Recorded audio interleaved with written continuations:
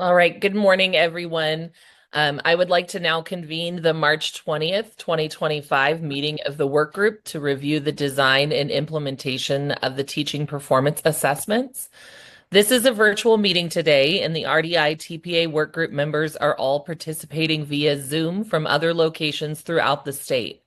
As you know, the Bagley-Keene Open Meeting Act for teleconference meeting requires that workgroup members who are attending the meeting via teleconference disclose if any other individuals 18 years of age or older are present in the room at this remote location, and the general nature of the member's relationship with any such individuals. Please, at this time, make the disclosure statement after you confirm your attendance. So we'll do attendance and confirmation of no one over the age of or 18 or older. So at this time, recording secretary, will you please take the roll? Devin Beasley, Here, no disclosures.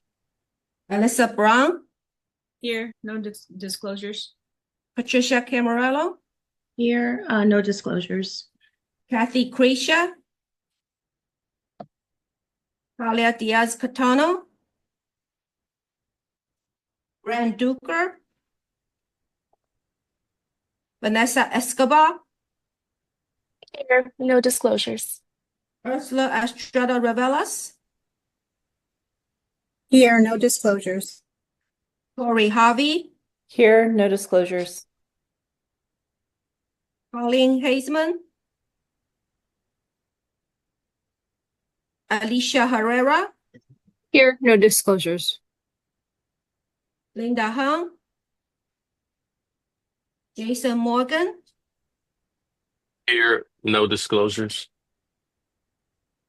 Joshua Northam, Benjamin Odell, Here, and I have puppies, but no other disclosures. Mandy Redford, Here, no disclosures. Kathleen Raleigh, Here, no disclosures. Rebecca Sackett, Here, no disclosures. Tina Sloan, Here, no disclosures. Sheena Sullivan, Here, no disclosures. Matt Wallace, Beverly Young. Here, no disclosures. We have a quorum. I believe we missed Kathy Creasha in the. Cassie Creasha. Oh, you guys didn't hear me? Here, no disclosures. Sorry. Must have been muted. Perfect. Did I miss anybody else? Okay. We have a quorum. Wonderful. Thank you. Please know the work group members must be visible at all times on camera. Please log off Zoom if you need to leave the meeting and then log back in when you're ready to join the meeting. If you experience any broadband or internet connectivity problems today while you're participating, that might be remedied by joining without video. You have to announce the reason for your non-appearance when you turn off your camera. I would like to remind everyone about the meeting procedures before we get to today's agenda. We have work group members, obviously, all participating via Zoom, but the public also has the option to attend the work group meeting at the commission office or participate remotely through Zoom webcast or a US toll-free phone number.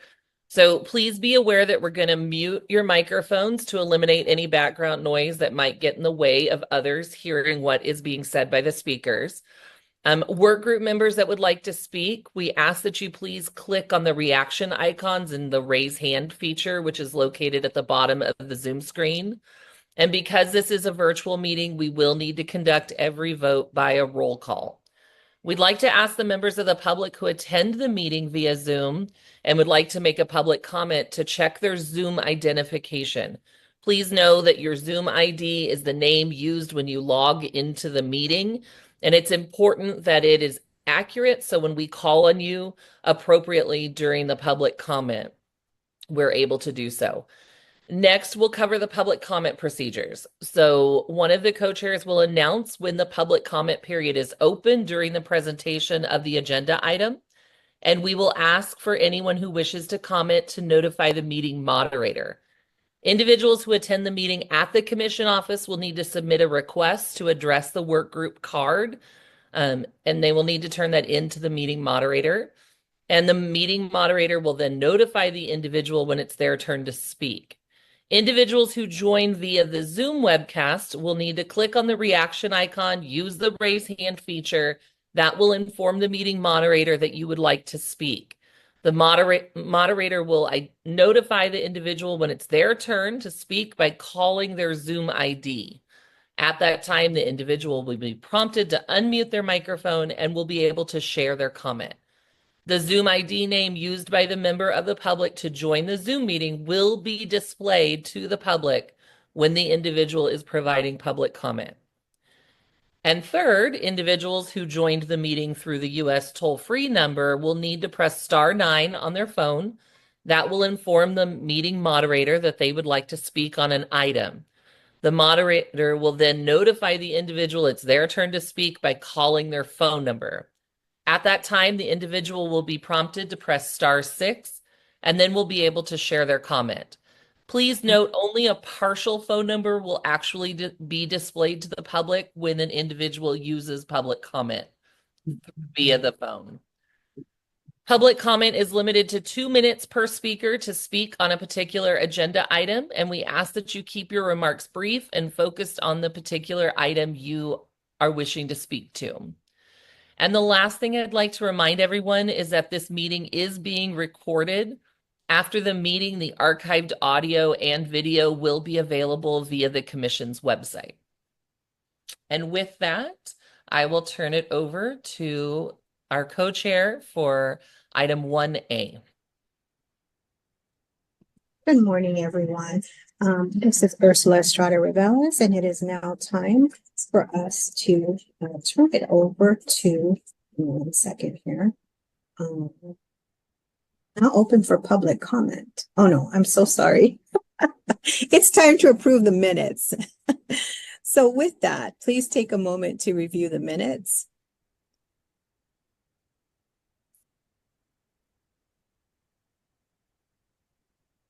And then feel free to chime in if you have any feedback for us regarding the minutes.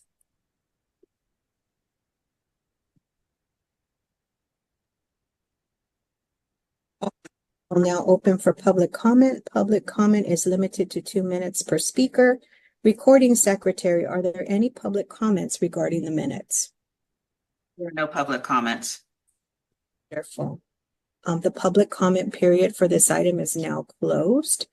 Do I have a motion to approve the February 25 RDI TPA Workgroup meeting minutes? I move to approve the RDI TPA Workgroup meeting minutes. Thank you, Tori Harvey, and we need a second. I'll second. Thank you, Beverly Young has seconded. And I have a motion by workgroup members. Discussion, any discussion? All right, will the recording secretary call for the vote? Before I call the vote, Matt Willis, do you have any disclosure? No, nothing to disclose. Thank you. Okay, Devin Beasley? Aye. Alyssa Brown? Aye. Patricia Camarillo? Aye. Kathy Creasha? Kathy? I'm Aye. gonna come back. There you go. Okay, thank you. Vanessa Escobar?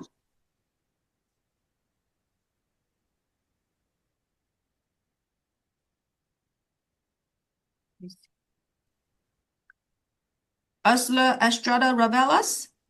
Aye. Tori Harvey? Aye.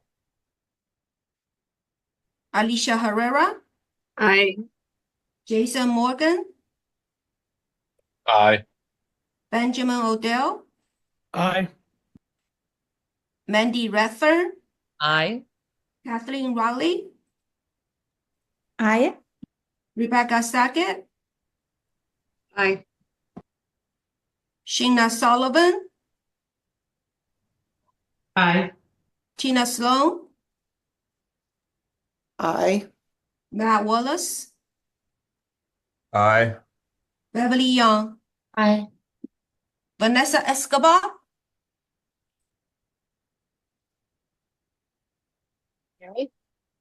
Motion carries. Thank you. We will I now, will pass it along to Mandy Redfern. thank you.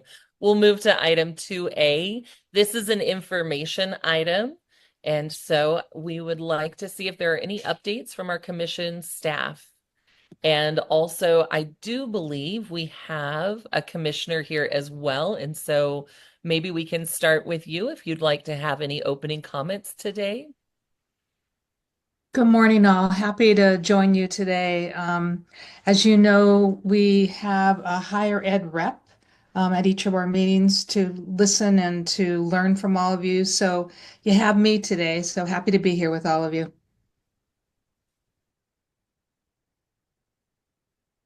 And Director Mary Sandy, would you like to say anything this morning? Yes, good morning. It's wonderful to see you all here today and to welcome Chair Grinoshire to this rather important day where you're going to collect all of your thoughts on all of the focus questions. And that's an exciting kind of culminating event in the work of this work group. I just want to, it seems like only yesterday we were planning, for 8 meetings of this group and recommendations by April and June, and quaking in our boots a little bit about how do we get this done. But you all have made that just an amazing journey thus far of discovery and great engagement around some big issues that are kind of core in the preparation of our educating workforce. So I just want to thank you and acknowledge that today is a very important day of, it's not closure quite yet, but it is a point where you will have touched on all 5 of the focal areas identified in the statute, and ideally have draft recommendations that I want to underscore the criticality of getting your votes once we've collected everything from the day, and Juliet gets that out to you for voting. It is just really critical that we have your feedback by Monday at the very latest, so that Juliet can put together an agenda item for our April commission meeting, and with the co-chairs bring draft recommendations forward for their discussion and feedback prior to our next and final meeting, where you will have the opportunity to really polish and put the final touches on recommendations for the June commission meeting. So that was my task from the team this morning, is to remind you of just the importance of getting back to the team as quickly as you possibly can after today, and to thank you for the hard work you've done thus far, and wish you a really good day of work. Thank you. And Adam and Juliet. I would just like to echo, Executive Director Sandy's sort of moment of stepping back and saying, wow, we've been through fires and elections and technology apocalypses and rooms that are 80 degrees and here we are. It's nice to see you all here. It's nice to see you all see your cats moving around in the background, and it's just so happy that you're here today. First thing I would like to just highlight is, we've started in a very divergent space where, we were open and like gathering all of the possibilities, and we've started to kind of refine through several iterations what we're bringing forward. And there's been excitement and uptake from the commission to the point to where and you'll get an update on that, to the point to where there are actions currently in play. I would like to remind you of just some of the direction we received from Commissioner Litt on the recommendations that we do send forward from this group, and it's that sort of 3-part thing. If we want to acronymize it as we do in education, you can call it FSDA. So make sure that take good care to make sure that the recommendations are FSDA, focused, streamlined, and directly actionable. So that is what I would challenge you to do today, is start to think of, all right, let's start to bring this to a point. Let's start to bring this to a place where the recommendations can go on and have a life beyond the RDI TPA work group, with clear direction and as that can form a strong basis for work plans that really get into the details. So at the same time, I would strongly encourage FSDA, also encourage to consider grain size. And it is a recommendation getting too specific to where it's making technical requests, or is it staying at a level where it can provide very clear guidance to those that are going to need to design the implementation pathway for it.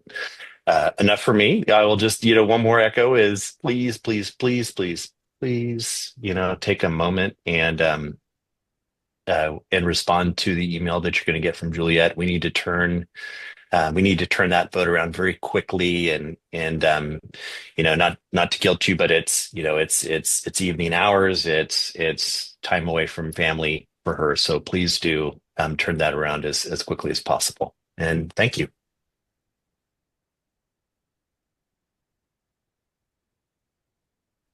And Juliet. Good morning, everyone. So great to see you all here today. I'll just say ditto to everything that has already been said.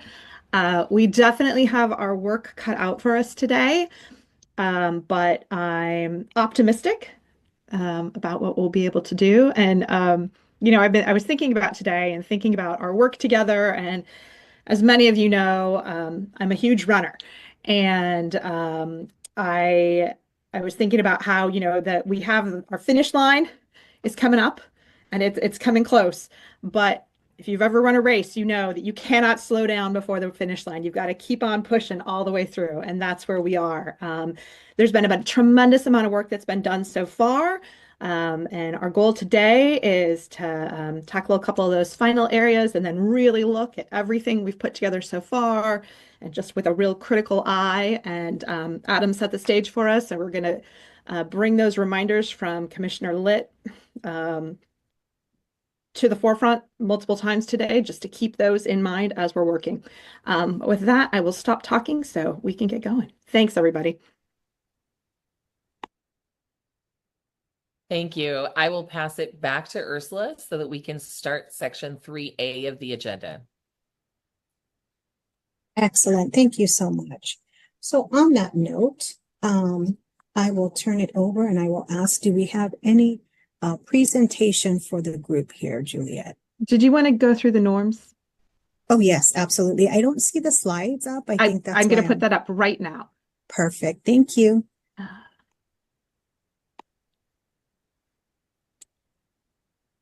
Excellent. So once again, we are revisiting our norms. I'm going to give you just a moment to read through those.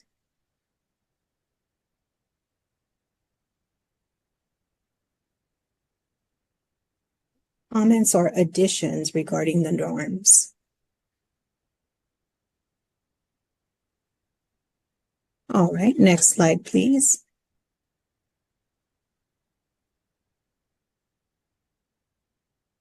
And so just a reminder here, this is the work that we have been charged to do as the RDI TPA work group. Give you a minute to read through that.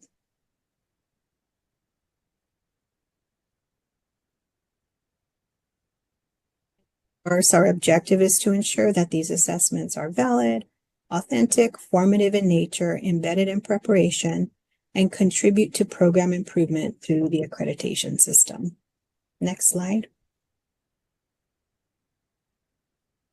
And so just a reminder about each of the focus areas that we have addressed and those that we will address today. So here you see focus area 1, as well as focus area 2.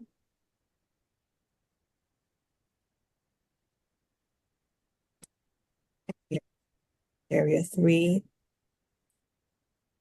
4, and 5. You may recall that we spent some time focusing on those first few couple of areas. And here what we see is that it is, of course, March the 20th. And believe it or not, it is our 7th meeting together. And we have bonded over the course of this experience together. So with that, today we will continue our work with the goal of having draft recommendations to the commission by April the 10th and the 11th. So we realize that that means we need to finalize those recommendations. As Mary Vixie Sandy said, through our voting process, we encourage you to respond as promptly as possible so that we can reach closure on our draft recommendations. And then, of course, April the 23rd and then the 24th, we will be meeting again. And then our final recommendations are scheduled to go to the commission on June the 26th and the 27th. And then, of course, after those recommendations are adopted, staff will implement the projects and plans based on those adopted recommendations, conducting annual reporting through October of 2028. Next slide. And so today what we're going to do is we're going to consider our draft recommendations for those first 4 focus areas. And we're going to begin the process of developing our initial recommendations for completer questions. Next slide. And so with that, it is now time for us to begin the work, and I will pass it back to Mandy. I'm actually going to pass it to Juliet to help us understand how we're going to go about developing recommendations for focus area 4. All right, thank you so much.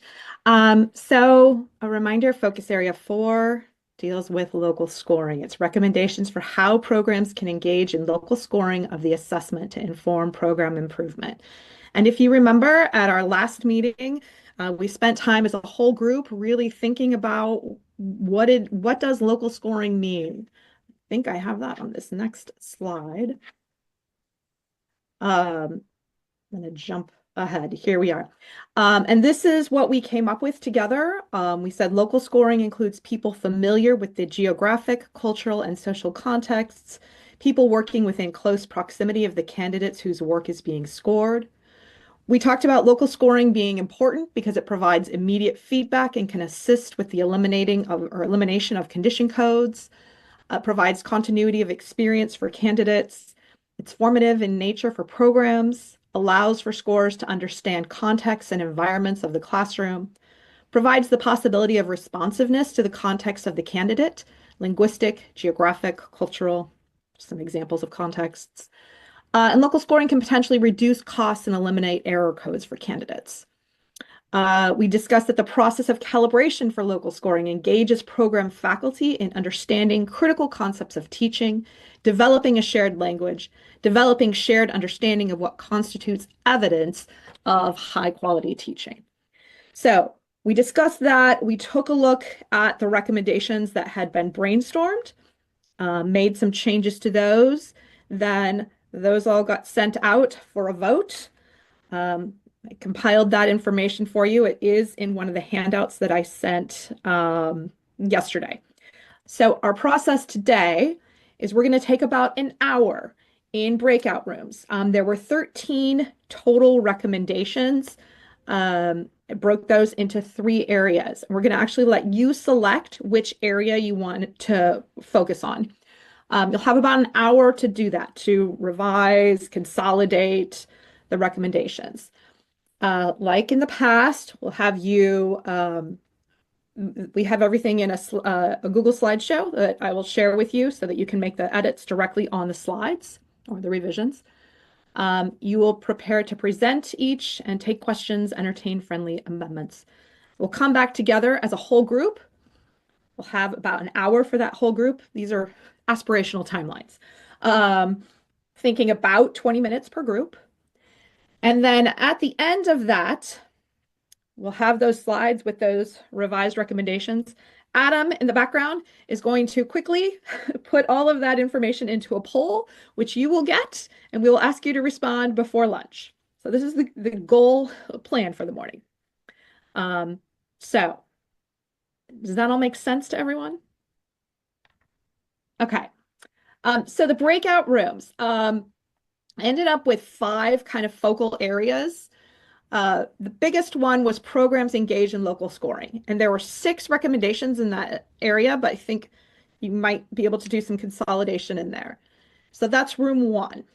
Room 2 is 2 areas together, the formation of a work group and the identification of barriers to local scoring. I'm sorry, that's all 1. Plus scoring for data review and analysis. And then room 3 focuses on faculty calibration and local model sponsor. So that's recommendations 11 through 13. So again, you will be able to select your own breakout room. I am asking you to ensure that at least 2 people are in each room. And we are planning on about an hour for this. So any questions there?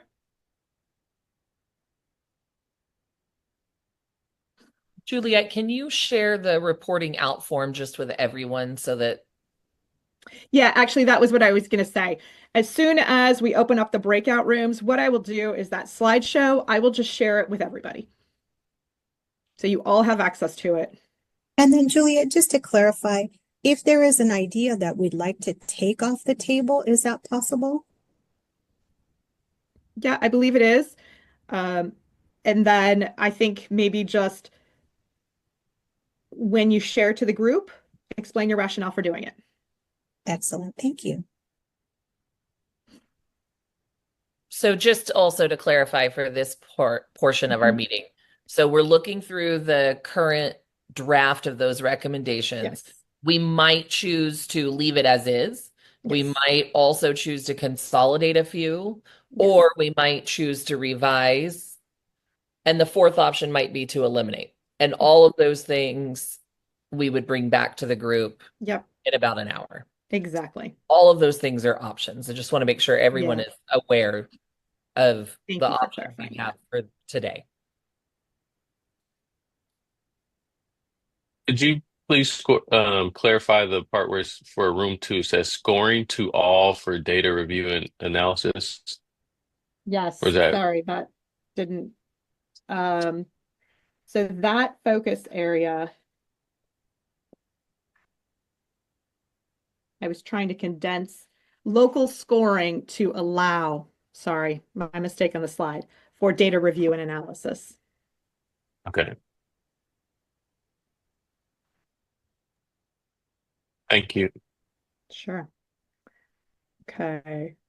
And again, just remember the definition that we came up with. And again, the reminder from Commissioner Litt. I'm trying to remember what we were saying. Focused, streamlined, directly actionable.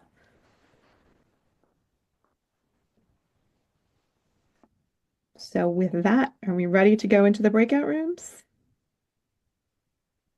How long the breakout rooms? I'm going to stop my share.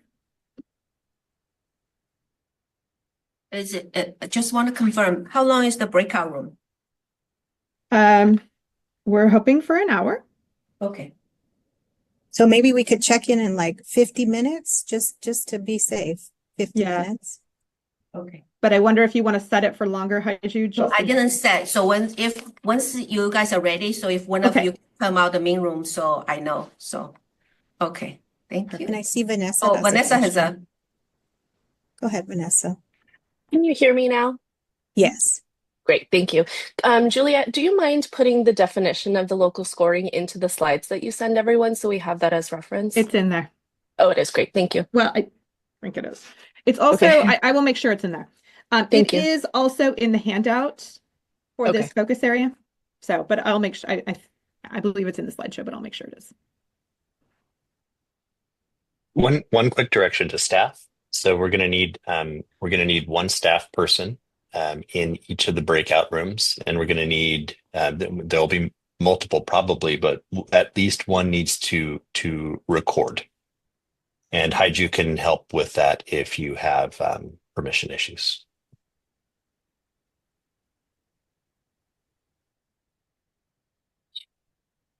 Thank you. I'm gonna open the room. Okay. Thank you. Do we get started immediately, or should there be a period to make sure that staff sorted and recording? Yeah, please do not, I would not begin deliberating until you verify that there is a staff person that is recording in the breakout room, please. Thank you, Ben. Nice. All right. Let's jump back in. Welcome back, everyone. Thank you for the work that you've been doing for the last hour and a half. The next step in our process is, as a whole group, to review the revised recommendations and see where everyone is at. So let's just go in order. So we'll start with the first set of recommendations. Remember, keeping the standard of, are they focused, streamlined, and directly actionable? And how about we allow the groups to share and then afterwards receive input from the rest of the work group. And then we'll move to the next group's recommendations. So the first group was looking at the initial recommendations of 1 through 6. Who would like to share? And can we pull the... Yep, I'm just working on it. Sorry. Perfect. No problem. Thank you. So many screens to navigate. Okay, there we go.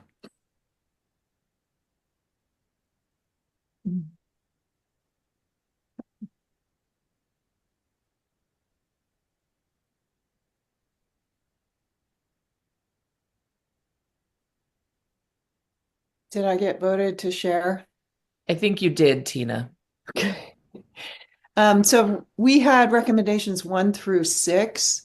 Recommendation 1, 3, and 5 all dealt with recommendations for local scoring in a certain way. 1 recommended a portion of the local scorings, 3 recommended everything be scored, and 5 recommended something a little bit broader about local scoring in the context of feedback and program improvement. And so we decided that all 3 should be combined into 1 recommendation. And that took up most of our time because we started to have conversations about what local scoring should be. So at this point, the new recommendation reads, the RDI TPA Workgroup recommends that TPPs should engage in a method of local scoring that aligns to program improvement needs and candidate needs for support. The work group recommends there be some flexibility in what local scoring looks like, as long as it meets criteria for local scoring. That includes collaboration and training and scoring, scoring common sets of work, meeting inter-rater reliability standards set by the CTC, and some form of scorer training that also would need to be identified. Some options might include, in other words, options for local scoring itself might include that instructors score the tasks that are embedded in their courses, score a percentage of their candidate submissions, score a percentage of their assessment tasks, or score 100% of the assessment for 100% of their candidates. We didn't address this recommendation as necessary or the implementation of this recommendation is intended to address this because we have that language in those 3 slides. We just didn't consolidate it here yet. Right. This is the gist of that new recommendation. Okay. This recommendation dealt with resubmissions. The only thing we changed here was that the RDI TPA group recommends that programs meet inter-rater reliability standards set by CTC and double score their candidates' TPA resubmissions. In other words, we think that programs do need to score resubmissions, but we want to ensure that there is some reliability, that there isn't scorer bias, etc. Do you want me to read the whole thing, Juliet, or just this is enough? I think we're okay. Are people okay with just... Yep, thanks for some thumbs up and head nods. Okay, shall I move on to the next one then? Sure. Or do you all want a moment to read?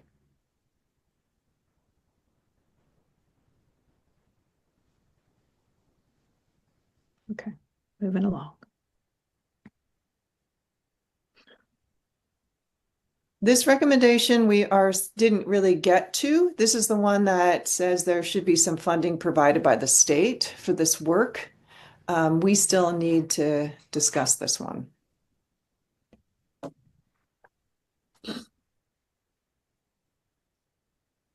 This is one of the recommendations that got folded into that first new recommendation. This is the one that was a bit more general about what the spirit of local scoring should be, a shared responsibility, that there is embedded tasks, that there's feedback provided to candidates, that these would be the things that and reasons for local scoring, things that would be done and the reasons for it.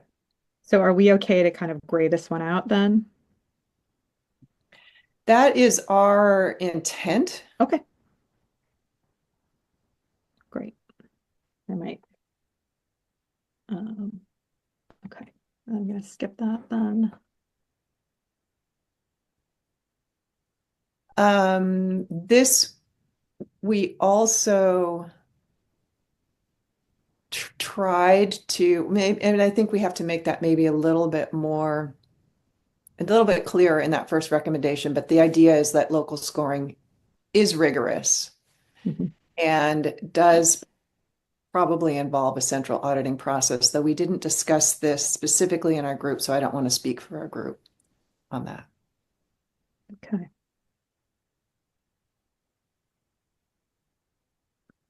I think that's all of the recommendations for. Yes, I just say recommendation 6 might still be a standalone. I'm not sure. We didn't get there yet. If that's okay, group. Anybody else can weigh in, yeah.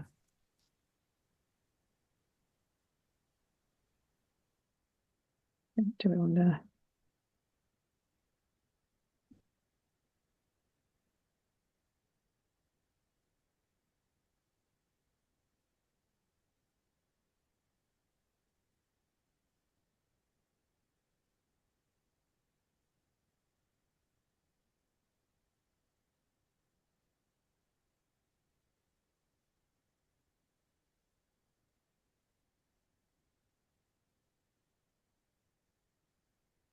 Mandy, did you say you want?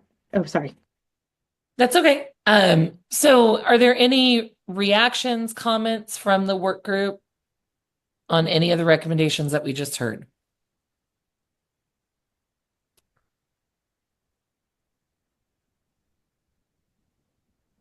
And just so you know, I can't see all people at the same time, so just unmute yourself and jump in.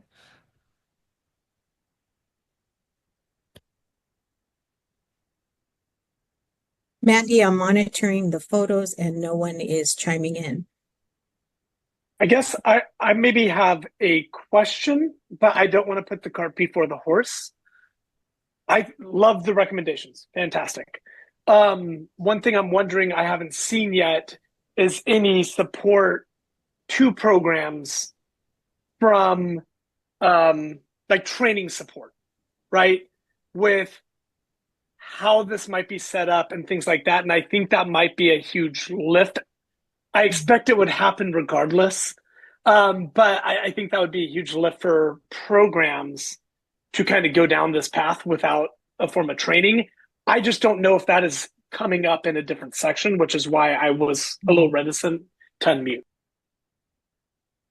Could I respond to this one? Okay. One of the reasons we did talk about it in our group, it currently exists in the assessment design standards that program model sponsors need to provide all of the local scoring training and materials and supports. So that was one reason we didn't add it in addition to that. However, I think you're absolutely right, Ben, that we need to look at exactly what that is, and perhaps we do need to specify further what that means. I believe what it means is they need to do all the scorer training. They need to handle all of the submissions. They need to handle all of the data that is submitted and give the scores back to candidates as well. But again, I think that that's critical, that we should define what it is that the model sponsors do and what it is that the program personnel do. Thank you, Tina. That's exactly what my thought was, just because this is uncharted territory, right? Right now, no local scores other than Fresno.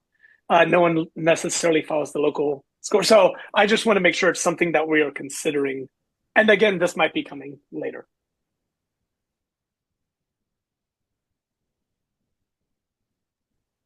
Mandy, I see Patricia has her hand up. I don't know if you see. Do I just go?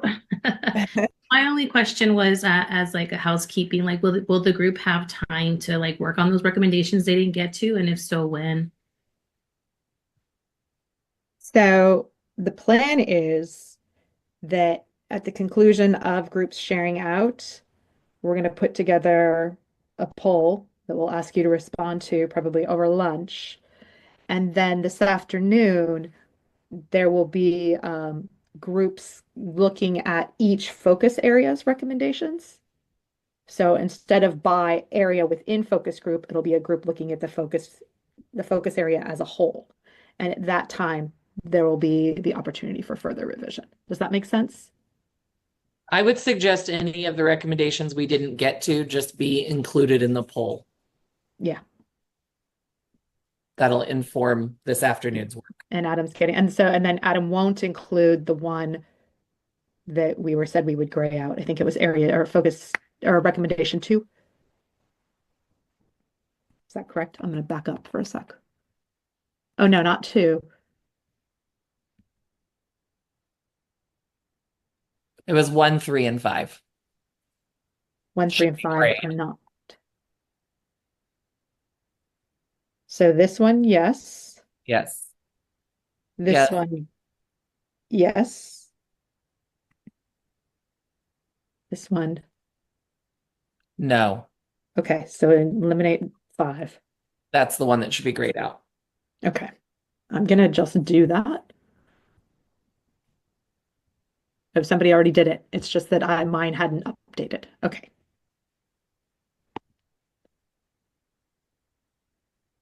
Benjamin, I see your hand up.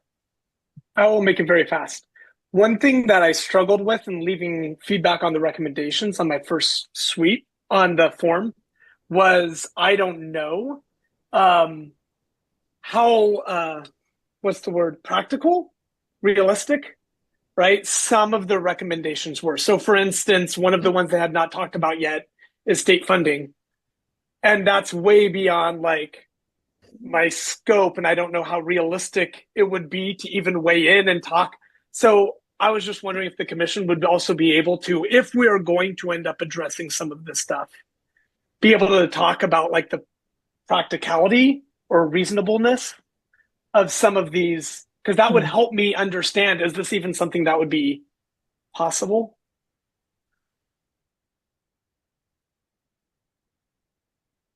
Yes, if I may, before these become, there is, after we get the feedback here, or after we get the draft recommendations here, the feedback from the commission meeting and the commissioners, we're going to sit with that, and then that's where staff's going to do a feasibility feedback, just to kind of to help inform. So we want to bring you a packet of all the best information that we have as staff. Commission has a catalog of your thinking thus far, the ranking, and give that to you to sit with in our 2-day in-person to make your final recommendations. Good question. Thank you, Adam. Are there any other work group members who would like to make comment before we move to the next set of recommendations?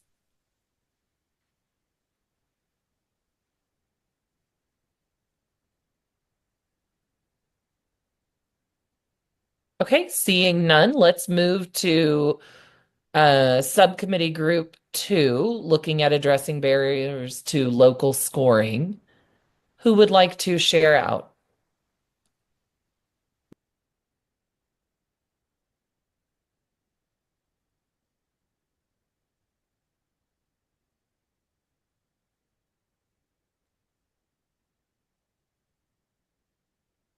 Elisa, do you want to share? Yeah, sure. Yeah, sorry, I was a little bit slow to unmute the audio here. So we took a look at recommendation 7. We have strikeouts on here. So we charge the CTC. Whoops. We charge the CTC with the work to be able to identify barriers and necessary resources and supports to enable programs to engage in local scoring. We also included some examples, so of might include, so that we leave this open. Ongoing CTC sponsored statewide moderation, sampling, calibration. Basically, we just wanted, for this recommendation, we wanted to name who was going to do the work and make it a little bit more broad, so that it was flexible in that space.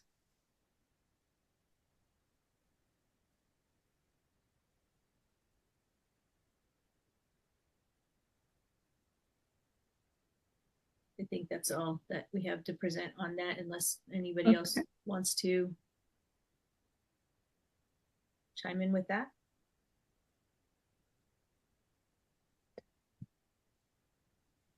I will go ahead and move on. Okay.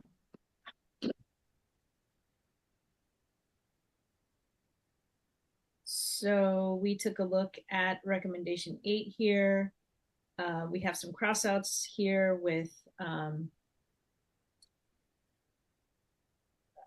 we had a good discussion around what does it mean for local scoring. I think we crossed out analyzing candidate TPA data to just, again, broadly encompass collaboratively engage together in scoring candidate TPA work. The idea with this is to help make sure that LEA partners are potentially within that collaboration of of doing the local scoring versus just analyzing the data afterwards. So we thought that was important to put in there. And there's a side note on here. Yeah, again, of like, what does it mean to collaborate and engage together? But again, the concept was to leave it more broad so that there's voice and choice within those constituents to figure out what exactly does that mean.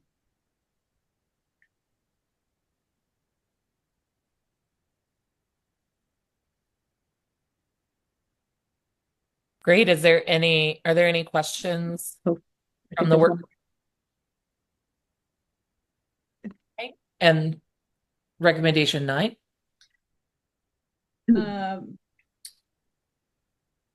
This one, we had a harder time with. There was a conversation of potentially putting 8 and 9 together. However, as a work group, as a breakout group, we decided to leave these separated.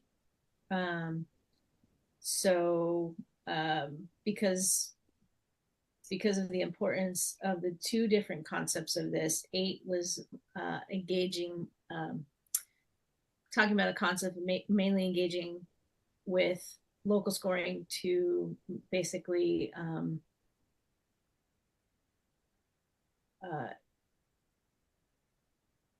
I forgot. Here we go. 8 was mainly talking about collaborating together. 9 was kind of more thinking about kind of looking at the using local scoring to kind of build capacity within the local scoring group to be able to impact and also see disproportionality in TPA pass rates in kind of like the teacher candidate experience. And so At one point in time, they were merged together, but now they are separated. Recommendation 9 is more about, and we added the 2 bullets at the bottom because those were blank before. But there are some proposal language for the last 2 bullets, thinking about the what does it mean for local scoring and thinking about disproportionality within pass rates.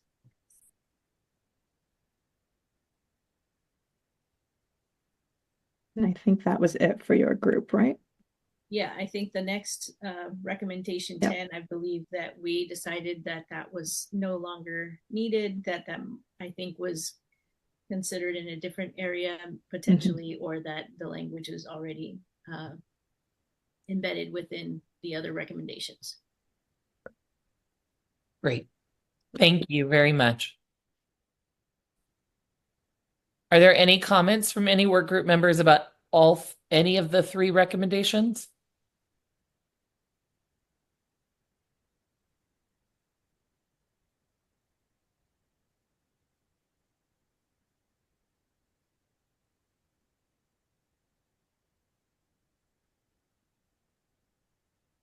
Okay.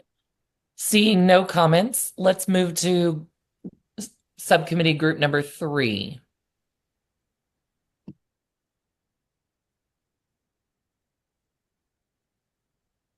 All right, Kate, you or me? Go Ben. Go Ben. Thanks, Ben. I was waiting. Okay, I gotcha. Okay. So we have 3 recommendations for you. The first one is essentially that there is a collaborative scoring overview required for all educators involved in the preparation of credential candidates. And so it's not necessarily a full calibration training. It's not necessarily, but it's giving exposure to folks who work with beginning teacher credential candidates so they can familiarize themselves with the TPA. And then we added a little bit. We just added the fact that we think it would be a good idea for a re-up of that training every 5 years if the people are still engaged in supporting credential candidates. So I'm going to stop talking and allow you to read.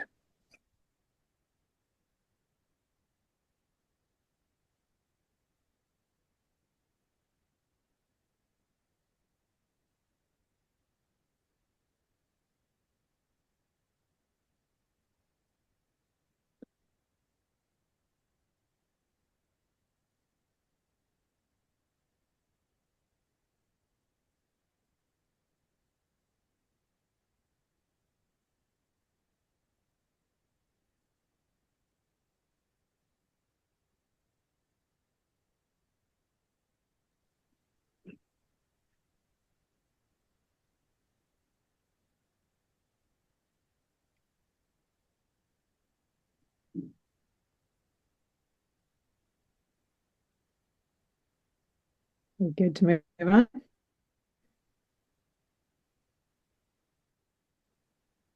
Okay.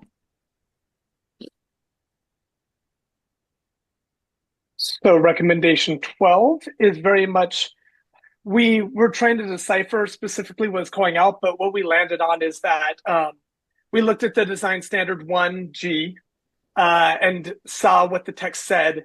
And we just wanted to be pretty specific. So we made some shifts with this because a lot of the text that was in this initial recommendation was actually the text of 1G.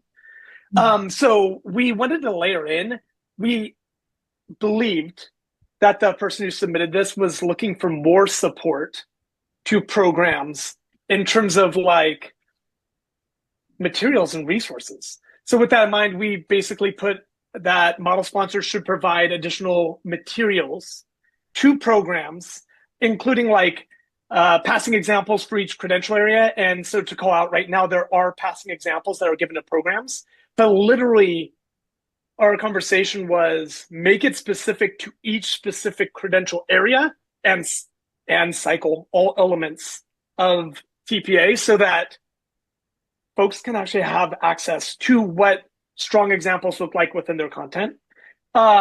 Examples of common condition code issues, examples of both successful and non-successful responses, so that counties just have a bunch of materials, and so do stakeholders, right? So we talked about even the transparency factor of allowing people access to this material, but the heart of this is really about the candidate and the programs, so we can better equip folks to do well in this. Okay, I'm going to mute, allow you to read.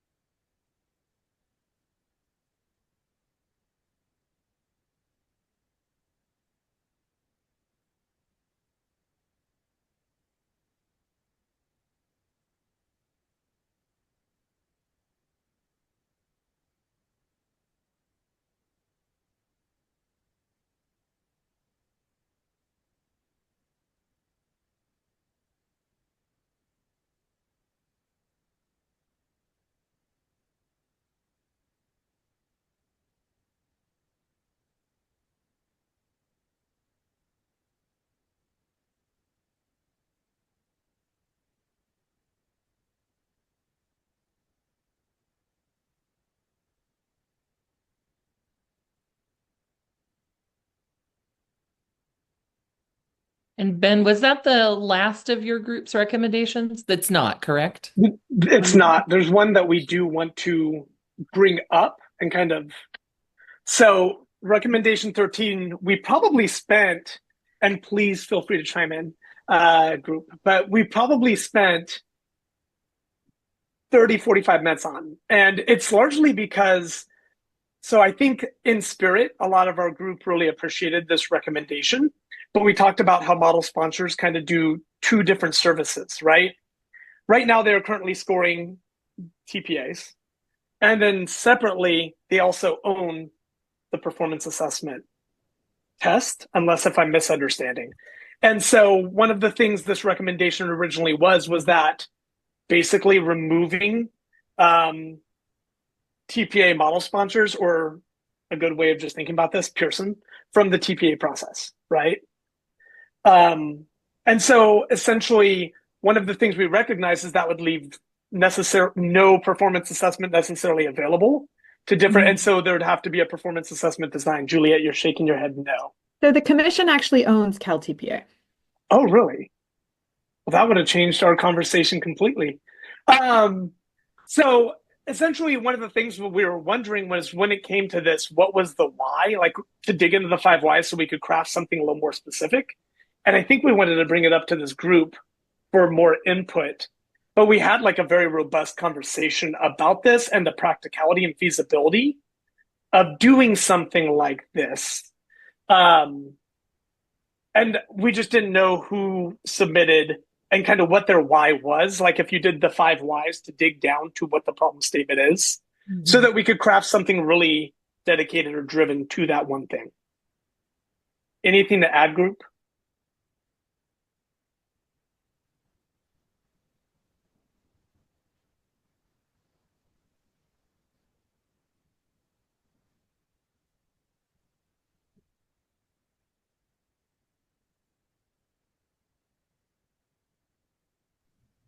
I'll add real quick because I just thought about it. Like the whole idea behind like taking or not really like not taking this one out, but this like with the hope and idea, if all the other recommendations go through, this one wouldn't be as needed, because ideally everything's been kind of taken. Why we're here has already been addressed or will be addressed. So the for-profit systems, you know, again, it's a business, and it's for me a check and balance as well. Like, you know, like just another area where like specialists or, you know, people who do that job 100% all the time are able to kind of create these assessments, validate them, and go on. So I just wanted to add that.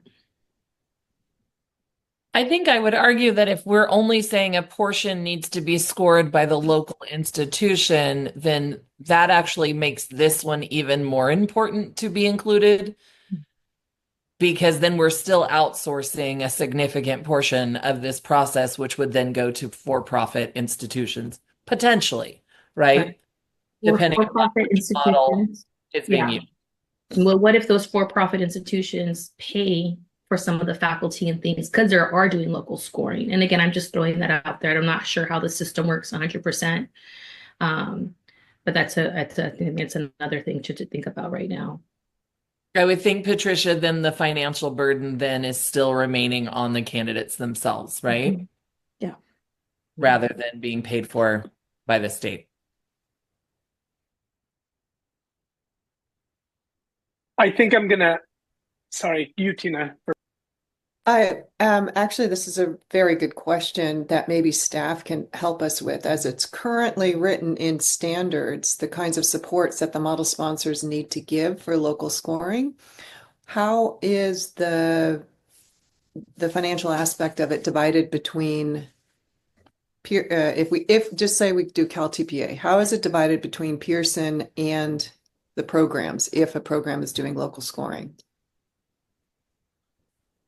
And so I am not as up to speed as I probably need to be on the contract. I don't know if Adam or Mary can speak to that. I don't believe that's actually in the standards. I believe that's in the contract that the commission has with Pearson.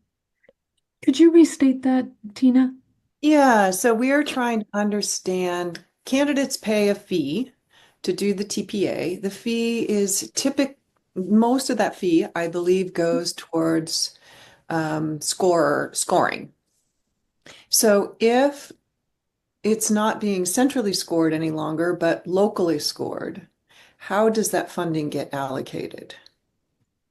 So, to the best of my knowledge, just right off the cuff without digging in a little deeper, the fee that is paid certainly covers the cost of scoring, but it also covers costs for maintaining the platform in which a submission is received, distributed, the scores are captured, and we have a kind of centralized database for kind of for all of the information related to the scoring.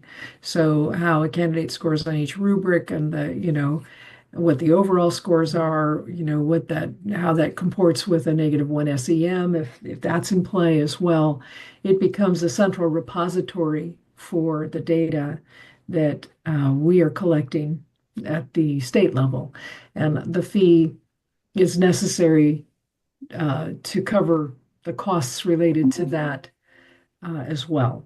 So that doesn't mean it's not possible to do local scoring. It just means that that is a space in which that is kind of moderated and maintained as available for and maybe even necessary if we were going to move into a much more widespread use of local scoring. The question would be, how do we maintain an accurate and adequate data flow to enable the commission to do the other things required in statute for us to do? And that's part of what the fee covers. And then do you know whether the fee also in contract some of it goes back to the program? I don't believe that any of it goes back to the program. But I think what Tina is asking is if the program engages in local scoring, would some of the fees go back to the program to support that? Is that right? That's what I meant. That might depend on how we define local scoring. I would imagine that if we maintain kind of a list of trained assessors, and that is maintained by our administrative contract for this, and that a particular assessors that are scoring an institution's candidates are their faculty. And I believe that, well, I know that for Cal TPA, they're paid some amount for each cycle. That would go back to I would imagine that would go back to the scorers, the assessors who actually completed that scoring, if that is the way we set it up. So in other words, the shorthand of that is assessors do get paid for assessing in both the Ed TPA and in the Cal TPA. So whether they are designated as local scorers from a particular institution or not, I think that would continue if we maintained that structure.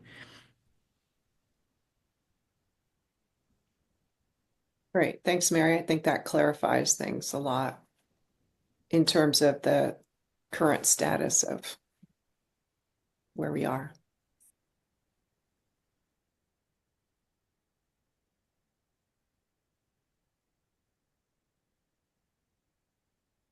One of the things we did talk about in our group, it was kind of called out that there's kind of a, for lack of a better word, icky feeling with a for-profit institution scoring and like facilitating and overseeing kind of the entire assessment system. So that's where like really I think we just wanted clarity, and I'm not asking the person to like identify themselves and made this recommendation, but any form of clarity to help us understand exactly what this is after would be extremely helpful for next steps. Because like similar to the original thing that was similar to what Mandy said earlier. Sorry, I was trying to remember who said it. Is this about local, it's in the local scoring section, the local scoring umbrella. Is this about who scores the assessment? Is this about the repository for reports and data? Is this about it being centralized? Like what? Because it's a very broad thing. And so we were just trying to get clarity on like what the aim or goal of this was.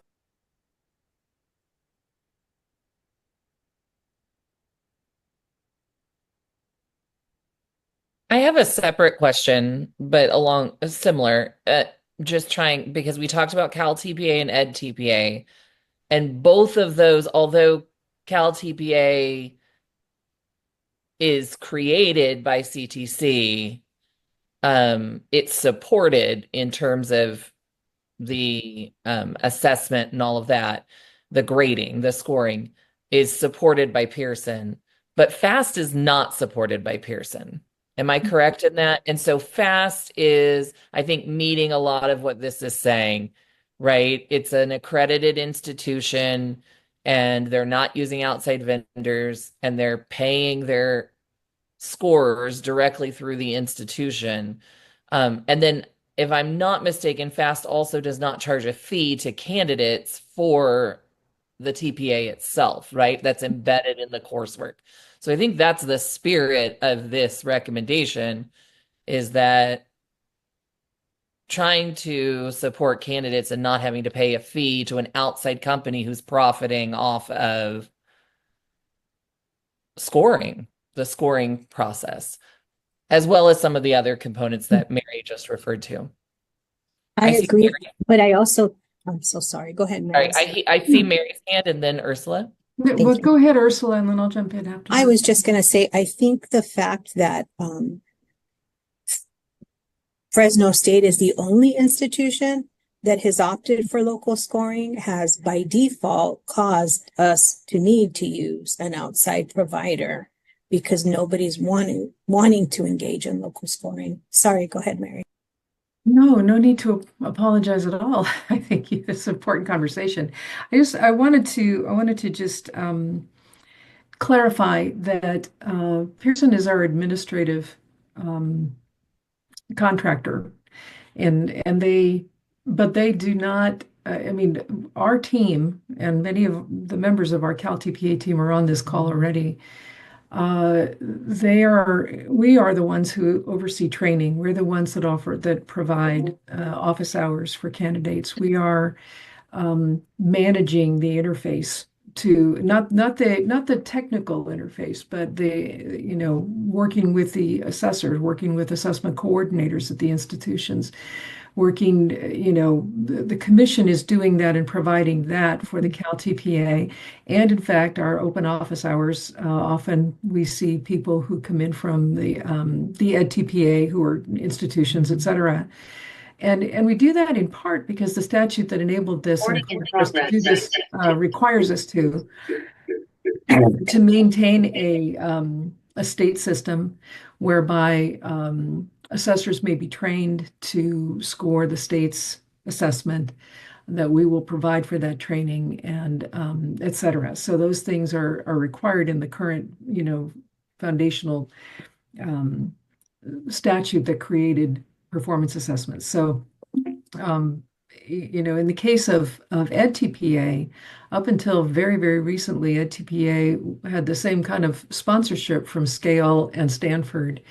I believe now that it is now fully operated and owned by EdTPA, and I may be overstating that. So take that as what I think is the case, and there's probably That's accurate. That's accurate. Okay. Thank you for that, Adam. I appreciate it. But I also understand that they have an advisory group that they work with that, is supporting this at the national level, including in California.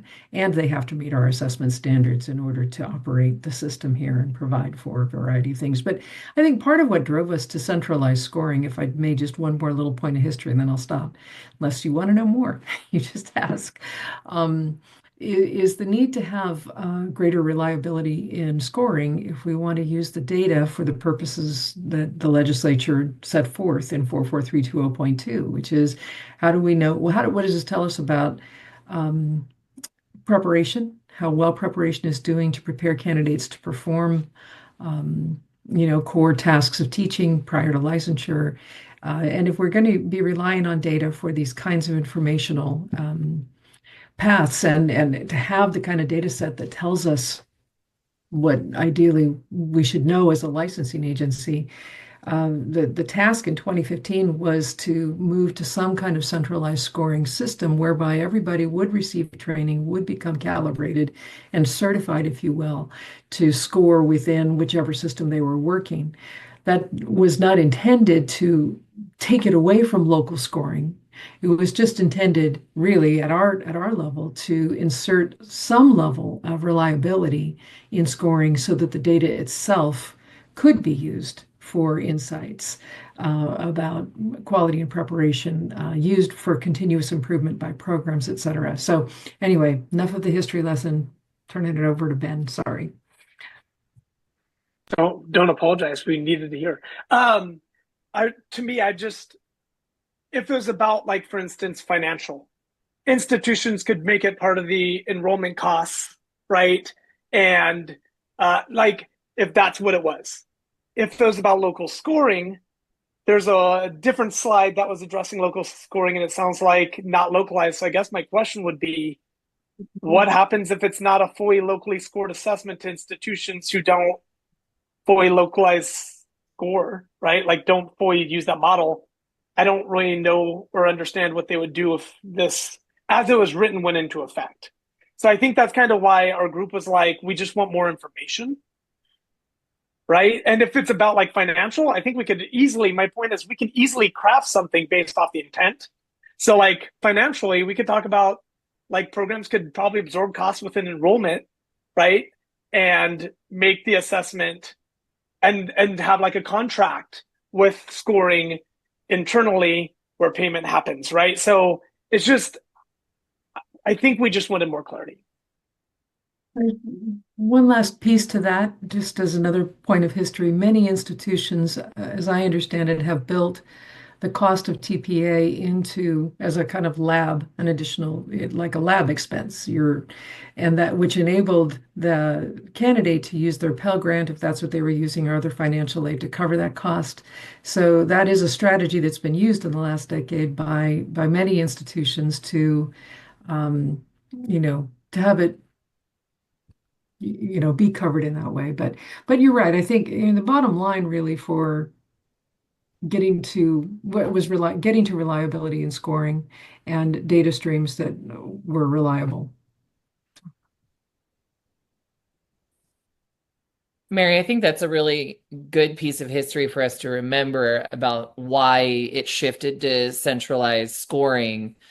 And while I do think that it increased reliability, I think there were some unintended consequences that happened as a result, which is, I think, what our candidates are speaking to, which is less engagement of the local institutions in supporting the candidates through, or even understanding what's being asked of candidates by the TPA itself. Right. So when you take out the responsibility of really knowing the TPA and teaching what's included in it, I think that's where the lack of support is happening for candidates, which is what we've been talking about for months, right? Yeah. And I think I think that might be part of what this is You bet. speaking to. If we take it away from outside vendors who aren't connected to our candidates and we bring it back local to our state, and the funding is going between our teachers and our faculty, right?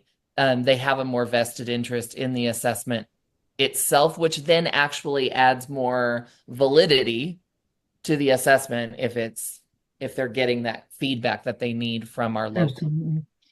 So well said, Mandy. I think there's so much room for improvement in this space, and you're, I think, exactly right about an unintended consequence. Losing faculty engagement in even a small scale was absolutely never part of the intent of this, and it's absolutely contradictory to the intent of the law that established this. So there is lots of room for improvement here, and I'm really grateful that that you're going to surface this for the commission.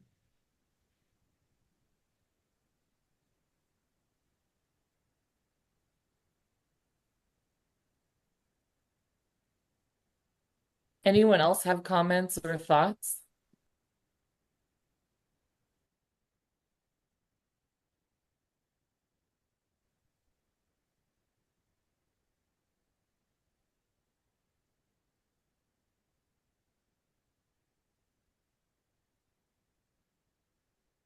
So I want to ask a clarification question for the poll. Are we leaving this recommendation in then?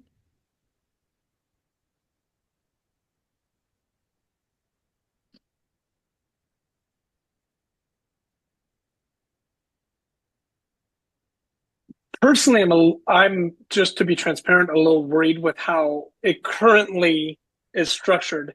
I want to make sure I'm clear on this. Like, I agree with everything Mandy said. And there's a certain measure earlier that's about local scoring, right? So if this is about financial, like we can craft something and come up with something about financial. If this is about local scoring, we can craft, if this needs to be divided into a couple. I do worry for feasibility about certain institutions and what would happen if it was a fully locally scored assessment. I think we would be able to navigate it. I don't know optically across California if every institution would be able to navigate it. Maybe that matters. Maybe it doesn't. I don't know. But I just, from my vantage point, I would love to be a little more specific in the recommendation based on kind of at least this conversation and any other conversations that need to be had.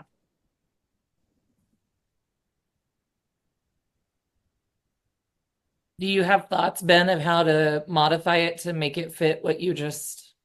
Well, so I heard two things in this conversation, and if I'm missing something, please do. But like one of the things I heard was about the financial burden of the TPA. So that would be a completely different recommendation that would talk about program enrollment, basically gobbling up TPA, right, as part of enrollment costs, essentially. I mean, that's how it would be in action. Because an earlier recommendation about rescoring resubmissions locally means that cost would end up being absorbed as well, right? So that would be one of the two. The second one I would struggle with only because if we're not going to a fully locally scored solution, I don't necessarily know implications on what would happen if an institution is not going to fully locally score.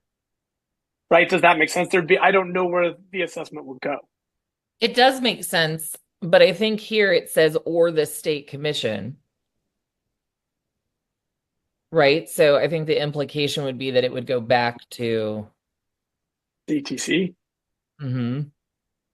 I do worry. I don't know if that's feasible. Yeah. That's what I was going to say. I worry about the feasibility of that because I know what they have going on. I know a snapshot of what I see they have going on right now, which includes TPE7, accreditation, and I don't know that the staffing for that exists.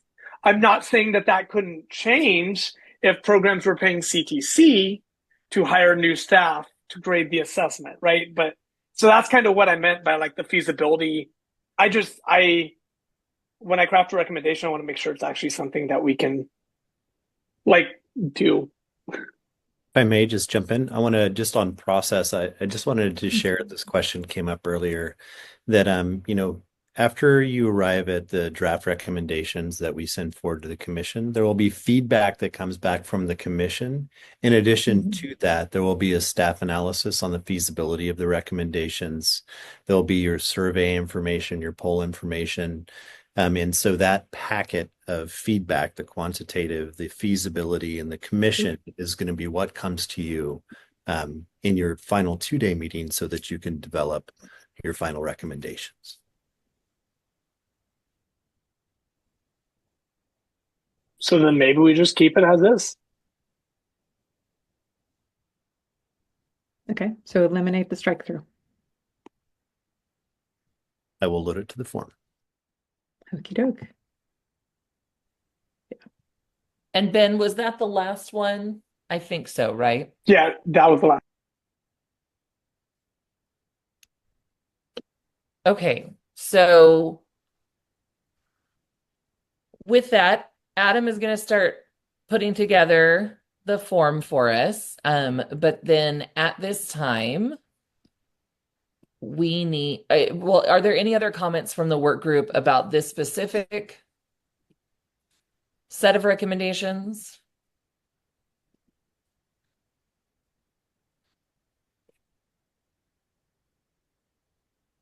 Seeing none, we will now. Sorry, I do have a sorry. Go ahead. Yes. Sorry, I do have a question about recommendation 12, just some clarification. Sorry, let me look back at it really quick. I'm wondering if the group discussed why this recommendation belongs in this focus area and not in maybe focus area 2, for instance. I don't know if that was a discussion or. Originally, our discussion was trying to make sense of the recommendation because we felt like they copy and pasted standard 1G, and the recommendation was the words of standard 1G. And so we had to try and kind of discern what we thought what they were going for. So like legitimately, we ended up making something out of it that we felt like was probably addressing the spirit of the recommendation, but we did not talk about which focus area it belongs in, to be transparent, and if it needed to move. To be a better fit, we would be all for it. Thank you.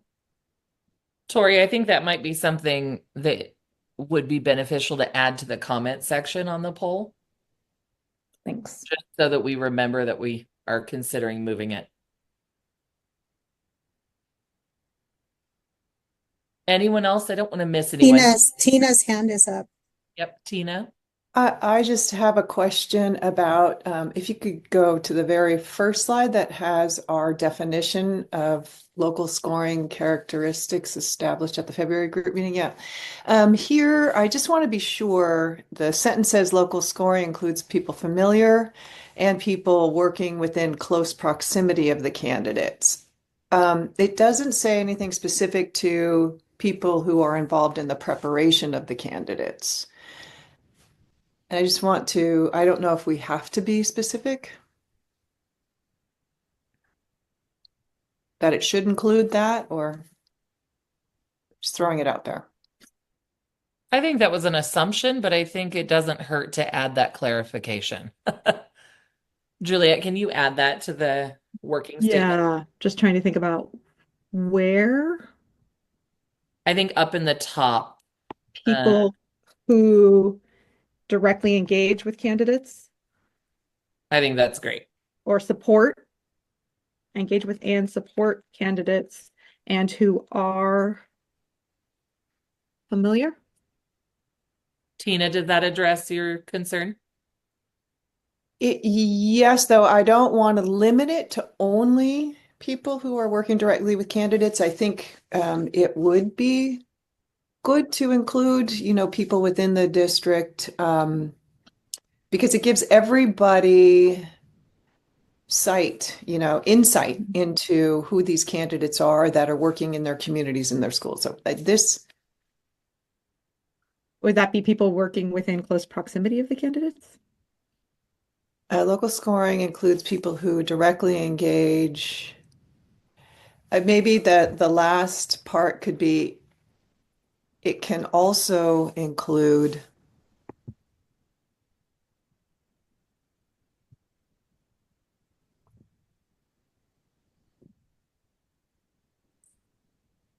what do people think about that?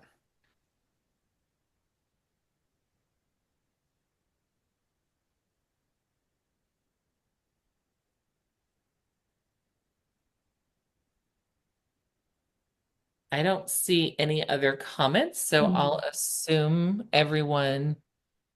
Could we say include, but is it not limited to? Sure. I mean, is that, Tina, what you're after? Yes. Can we add close proximity to coursework or clinical practice or something? Close proximity to me is not specific enough. It could be geographic or, things like that, but maybe specific to coursework and clinical practice or something along those lines. Doesn't have to be those.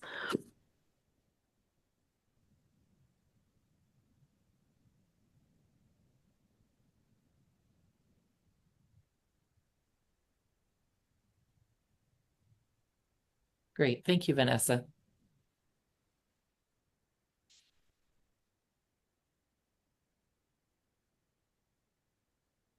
All right. So with that said, I would now like to open for public comment.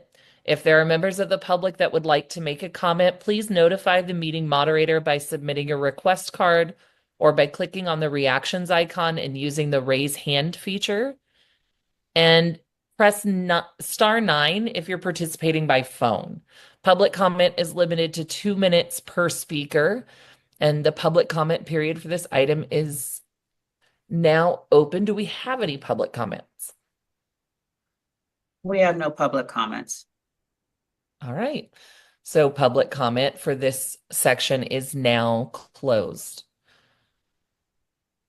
So we will, I assume, I'm looking to Juliet. We are going to now take a lunch break. And part of your lunch break is an assignment. Yeah. So pretty soon you'll receive an email from Adam and Juliet, and I'll let you speak to that. Go ahead. Yes. So the email will come in just a couple minutes. Adam has the poll put together. I'm going to quickly review it, and then we will get that out. And so I think if we take an hour lunch break, plan to be back like 12:50. Great. And we just ask that you respond by then so that we can pull that information to have for this afternoon. Wonderful. And Juliet, when we get back together this afternoon, we're going to be dividing up into the 4 different.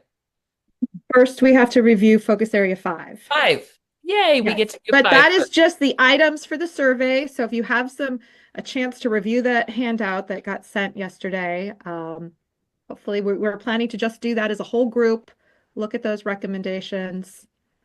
And then the focus group or we're in the breakout groups, it's looking at focus areas 1 through 4, breaking focus area 3 into 2 groups because there were 17 recommendations for focus area 3. Great. So, all right. So we will see everyone at 12:50. Make sure to check your email. Have a nice lunch. Thank you, everybody. Okay, let's see. 1, 2, 3. Need 2 more folks before we can get started.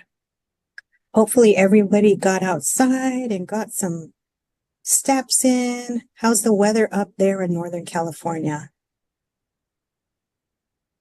Beautiful. That's wonderful. It's beautiful It's like you can tell we're into the spring today. It's like in the 70s, then in maybe like the low 70s, and it's sunny and beautiful outside. We've had that ups and downs. We're like, it's beautiful for 2 days. Oh, now it's raining. Oh, no, it's beautiful. Exactly. Yep. Same. Yeah, it was snowing nearby on last Monday, and this coming Monday it's supposed to be 86. Ah.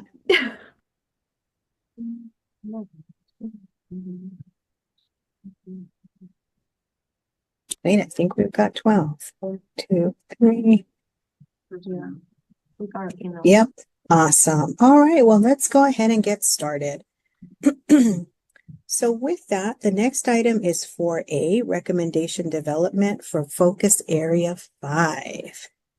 And with that, I'm going to turn it over to Juliet for guidance with this item. And I should have had my slides all ready to go. It was That's my okay. intent. And then I started looking at something else. So make sure that's going to work. Okay, there you are. Okay, so focus area 5. Just as a reminder, this one, it's a little different from some of the others because it states that we're suggesting items for program completer surveys to understand candidate experience of programmatic support for the assessment completion. So you all had a couple of resources to look at. Those were the current items on the program completer survey, along with the survey that's currently completed by candidates who take the Cal TPA. So you had those items to look at. So, and then there were some comments that were suggested, as well as some specific items that were suggested. And you have all of that information in the flurry of handouts that I sent yesterday. But the way that we'll do this is first, we will review the brainstormed items, and then you all will have the opportunity to suggest consolidations and revisions. So everybody clear on that process? All right. Excellent. Thank you, Juliet. Okay. So I have each recommendation on a slide. Thought we could take a minute just to review each one and then open that up for conversation. If you all could just give me a thumbs up when you're ready to, well, when you're ready to move on to the next slide.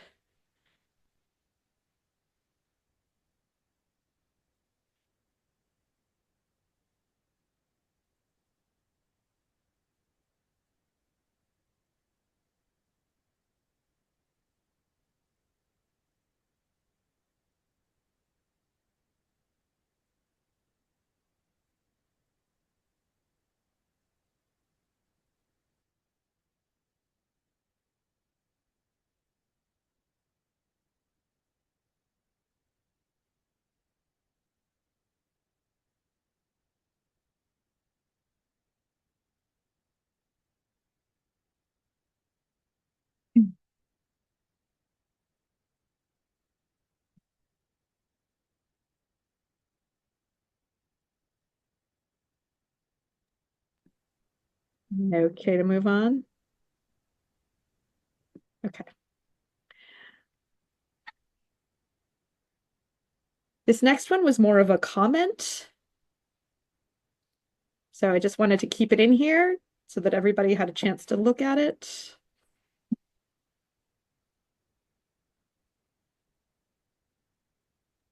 Can I ask a clarifying question from staff?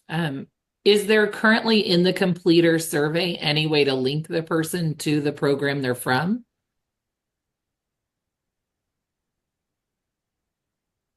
Yes, there is, because I know that as a program, you can search for the results from your program. Okay. Yep.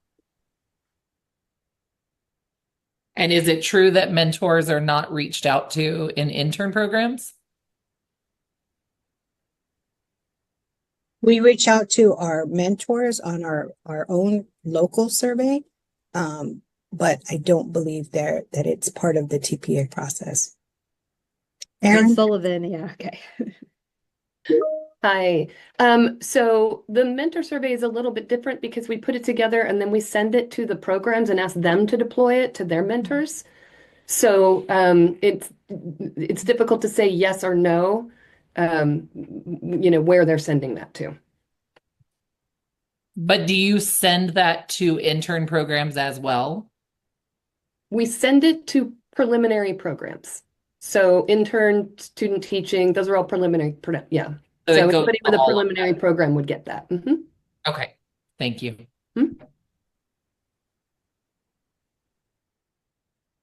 Slide.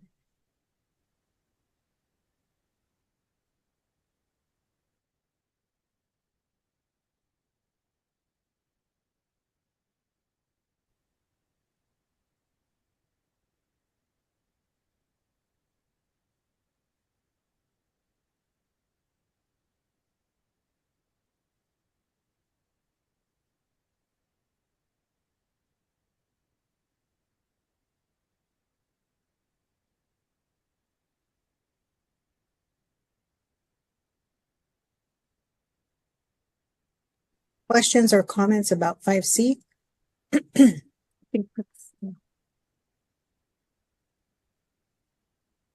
Right, next slide. In this recommendation, there were several parts to it, so I split it apart. So that's why it's D1 and then there's a D2.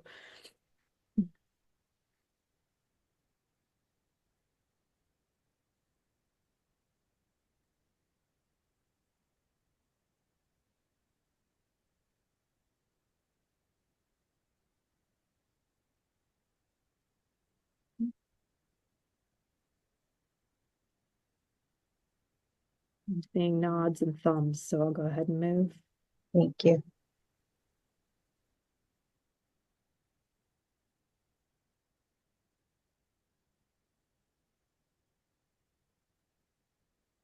Did this one include any specificity to which No items? Okay.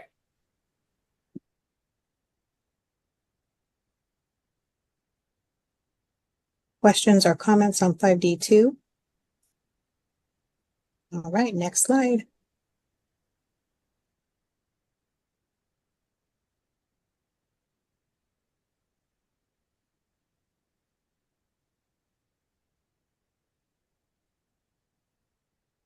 Questions or comments on 5D3? All right, next slide. And this one, both of these were specific items to include, so I put them all in one slide.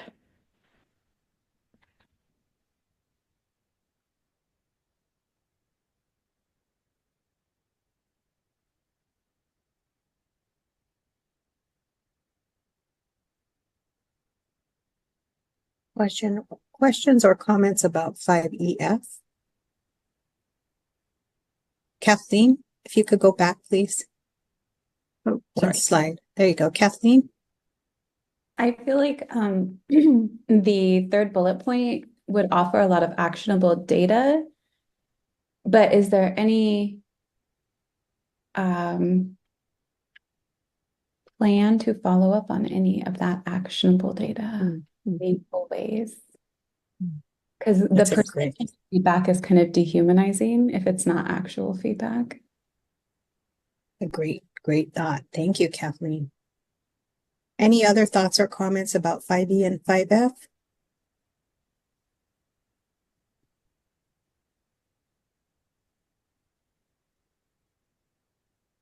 Slide.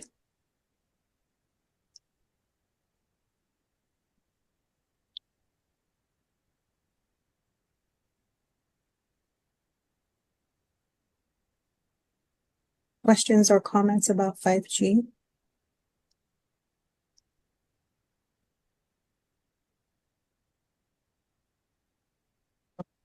Slide. That is all of, oh, I'm sorry. No, I believe that was all of them. All right. So how would you like us to proceed, Julia? So I think at this point, if there's any that we want to go back to, if you want to begin making recommendations on, or suggest revisions.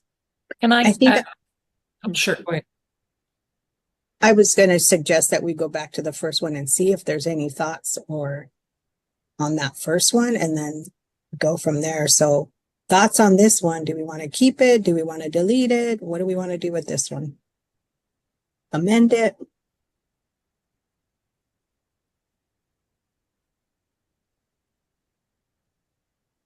I think the term reflection implies that it would be open-ended, but I think we might need to put reflection, comma, open-ended question. And 5A seems to be closely related to that last item, which was 5G, I believe. No, 5F.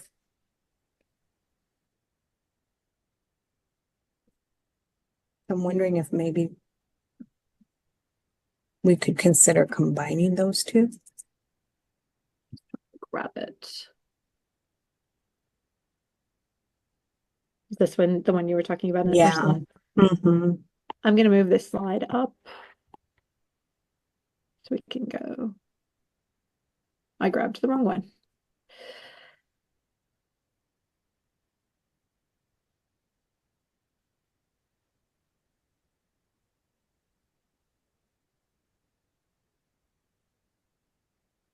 That one, 5EF. Yeah. Can I ask a question about 5A? Can we go back? Sure. Yep.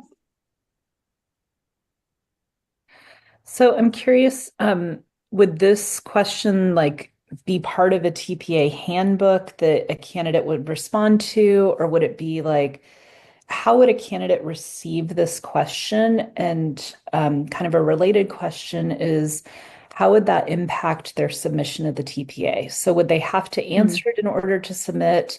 If so, I literally today is a Pearson deadline. While we're in this meeting, I'm supporting candidates with last minute questions.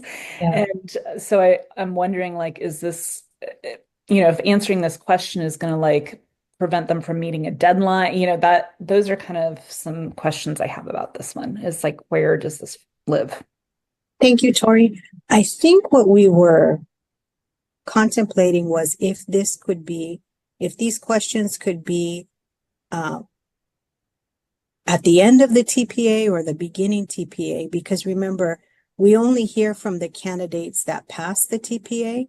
We don't hear from the other candidates. So I think that might have been where this was coming from, but I can't say that with 100% certainty. I understand that. I'm just wondering, like, do they answer this on the submission platform, and do they have to answer it in order to actually submit their TPA? Is kind of where I'm wondering about it. I'm wondering if there's somebody on from the performance assessment team who can speak to how the candidate survey is currently embedded within the Cal TPA. Can anybody here speak to that? Sure. Thanks, Marissa. Yeah, right now, candidates complete their survey when they are submitting their documents in advance of their submission. So it's like quick punch, big numbers, what they want to submit. So it's not something that's like open-ended, taking you 45 minutes to do, and then if you're on there at 11:30 at night trying to get it in before an 11:59 deadline. Yeah. Thank you, Marissa. Vanessa and then Tina. I'm wondering if we can reword this to instead say recommends including a separate section for candidate feedback specific to their prep programs. That way it doesn't feel like it's part of the assessment, but it's still part of the TPA platform. But maybe rewording it to separate section of the TPA specific for feedback. Thank you, Vanessa. Should I try putting that in? Yeah, I would, before we take Tina's comments, because I want to be sure we capture that idea.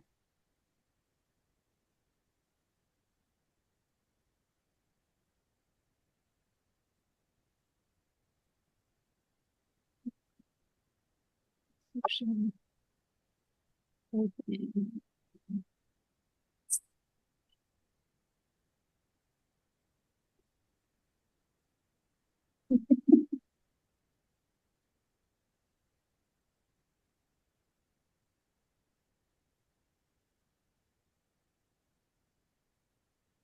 that capture it, Vanessa?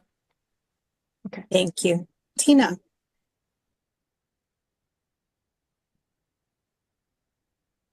We can't hear you, my dear. You're muted.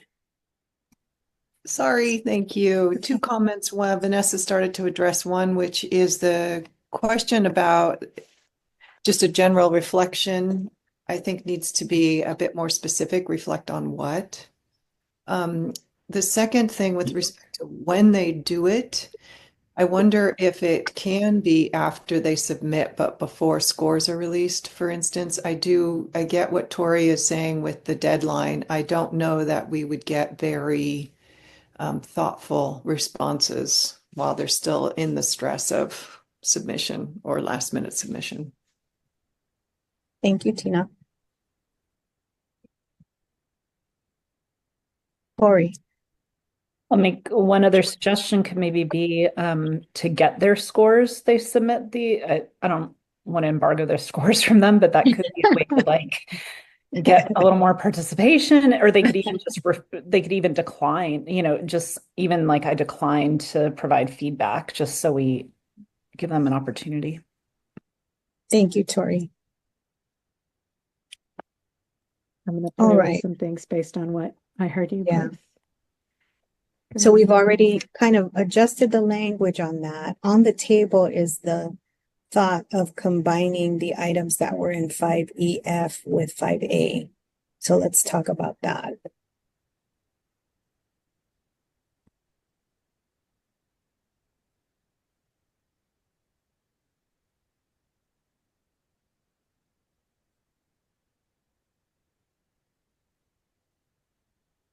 Or for that matter, are there any other areas that you think we could combine with 5A, not limited to 5EF, any other that you think combines well with 5A?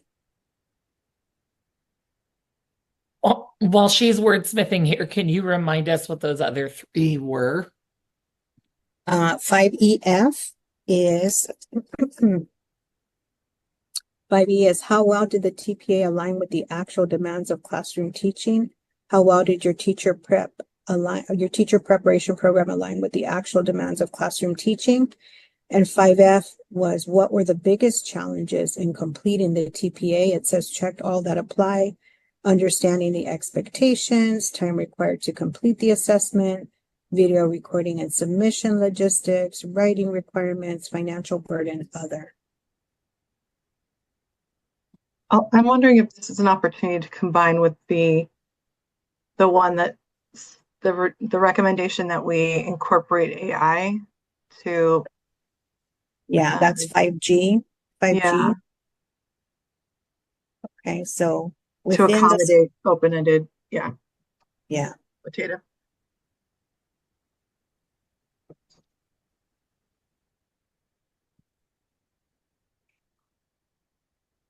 And then there was a suggestion to combine 5G with 5A, which is with the support of AI, program completer surveys could begin incorporating more meaningful open-ended questions to generate and analyze themes.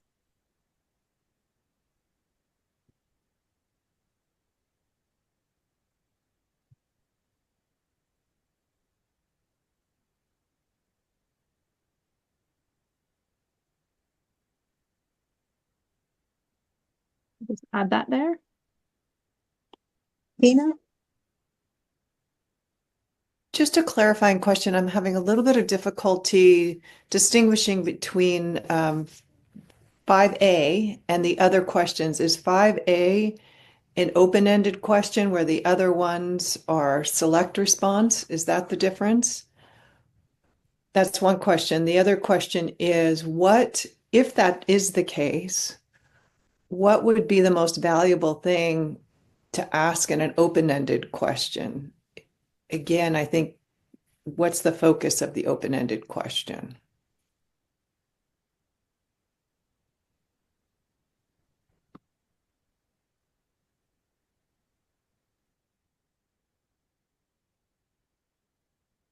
Looks like this one is to seek understanding for how programs support the candidate, right? This one specifically calls out program support.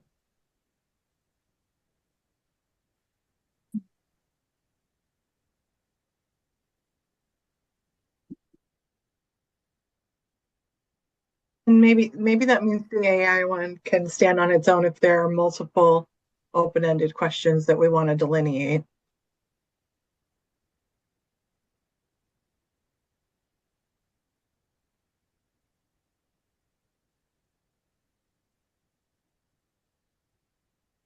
And move that one back to 5G. Well, what does everybody? I would leave it there for now and see how it evolves. And if we want to move it later, we can. What do you think, Rebecca? Yeah. If 5A is going to be a general, we should start including, we want to include open-ended questions. We can use AI to help us score them to make it feasible.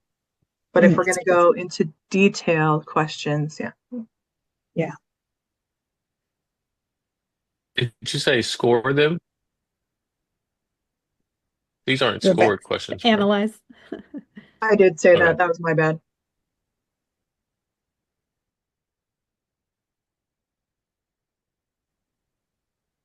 All right.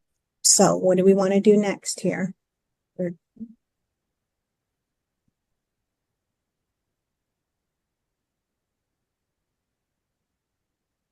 you go back one just for a second, please?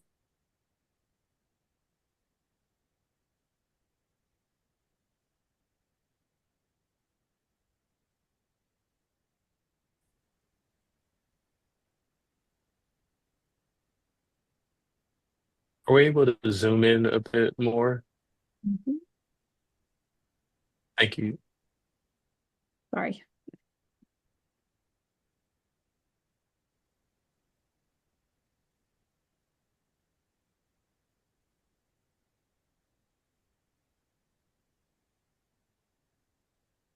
And I see your hand, Mandy.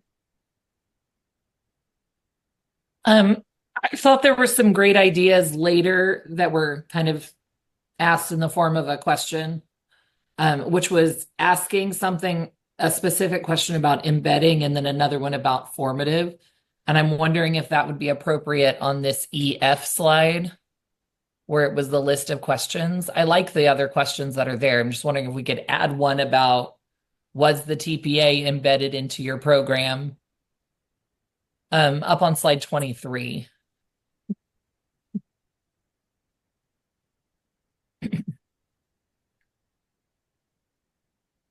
So just, I mean, yeah, Or maybe the question is, how well was the TPA right, embedded? because then we can at least get a like or Yeah. yeah.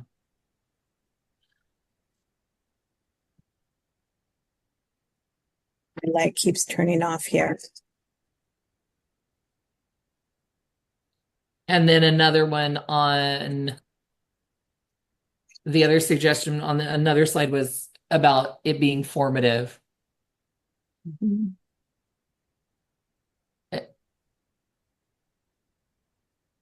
just playing with language. Please feel free to interrupt. I like it. To what extent was the TPA or yeah, there you go.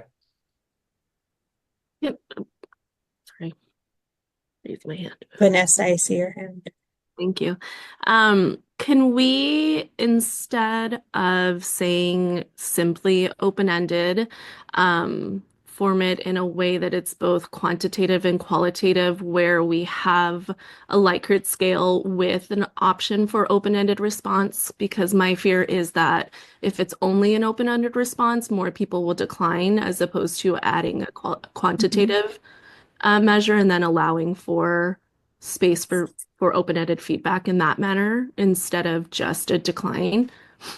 And I'm wondering if that'll be applicable for both prep and TPA, teacher prep programs and TPA survey. Thank you, Vanessa. So I'm going to encourage balanced participation. So we're hearing from a lot of the same voices. And so if you're more of an introvert, I understand that, but I think it's important that we hear from as many people as possible. So with that, We've got Tori and then Tina. Go ahead, Tori. I think Tina was first. Oh, all right. Go ahead, Tina. It doesn't matter. Just a comment with respect to the types of questions we might consider. I personally sometimes find Likert scales difficult because candidates might not know the realm of possibilities for how well support could occur. I prefer questions that are specific to what opportunities they had to learn X, Y, or Z. And when I look at the Cal TPA survey items, I think those are designed more to demonstrate opportunities where candidates can say, I had this opportunity, I had this opportunity, I had this opportunity, I had this opportunity. My 2 cents. Thank you. Thank you, Tina. Tori, did you still have a comment? Yeah, my comment was similar with the to what extent was it formative, and just maybe looking at providing some options of like what formative experiences did you have? And I think, like Tina said, the Cal TPA survey has some of those. Benjamin. I was just going to make the comment that we might as well just do each section of our charge here, right? Like appropriateness to beginning teachers. Like, shouldn't it? I think that was the point of that poster's comment.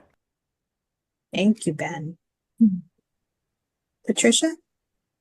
I'd just like to see questions regarding how well the district supported the TPA process, not so much just the school, not the program or the other mentors that they have, but like the district themselves kind of going. And I agree, Likert scales are really hard. Sometimes even how you word the question can be confusing. So they're like neutral, because it's easy. So I want to see more like what kinds of supports, like, and then again, going back to the idea that everyone defines support in a different way. The supports I need may not be the same as what they need. And so also thinking about that. Thank you, Patricia.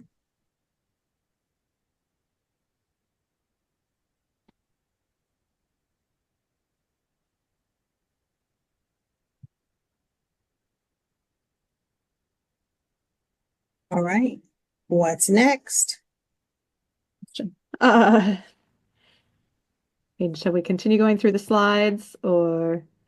Well, I think we did move some of the ideas in a couple of those slides over. So could we maybe like hide those slides or something just so that we know, okay, we've addressed that one, we've addressed that one. Yeah, this one we did not. Well, we discussed this. Yeah. But which ones did we integrate into? Right. I just wanted to walk through them. We talked about this idea, provide in response. What was the most supportive? Yes, we did. And this is suggesting that all TPA models have a pre-submission similar survey, which is something we discussed up above. Is that addressed in 5A at all or no?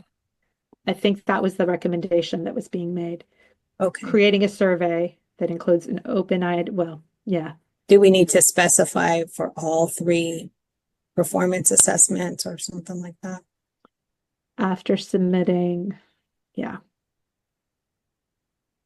I think,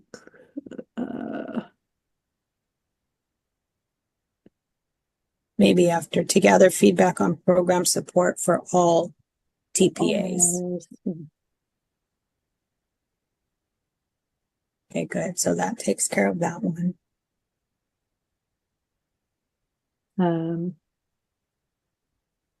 This one was discussing some of the items in the Cal TPA, but it wasn't specific about which items. Okay. This one was what kind of we were just getting at with the survey be refined related to some of the other focus areas. Okay. And this is the one regarding AI. Okay. So did we thoroughly address the one that precedes 5G, the one about, I think it was Ben who brought it up, those other focus areas, right? Right, we did not. I think that we need to spend a little bit more time thinking about what the items would be that would be included. And Go so ahead, these Ben. are, Oh, sorry. The one thing I just want to add is I also want to be cognizant of, I love surveys, I love collecting data. I want to be cognizant of what we are asking time-wise our candidates to do and call out the fact that, like, it was called out earlier, right? Programs are going to be surveying on these questions. It's going to be happening, sounds like when they submit. I wonder if it's going to continue happening when they get their credential. So part of me is like, I just want to consider that when we're framing the questions and considering how many questions there are, how many are free response. I would just hate candidates to be taking a 45-minute survey multiple times. Thank you, Ben.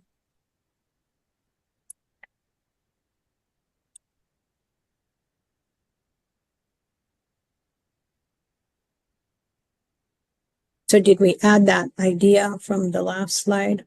no. I'm trying to figure out how to fit it in.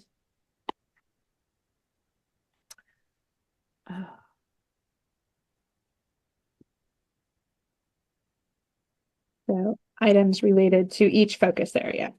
Because we've already got a couple of them in there at the top. We've got formative, we've got embedded.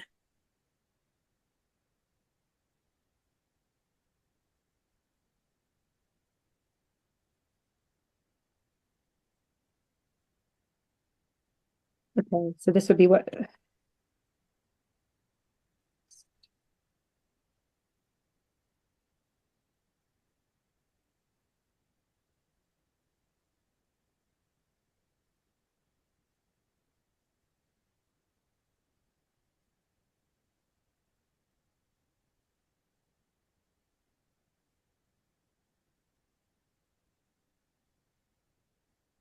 And then to what degree was it relevant to your teaching context? What was it? It was formative, embedded, relevant to classrooms across the state of California. And what was the other one? I can't.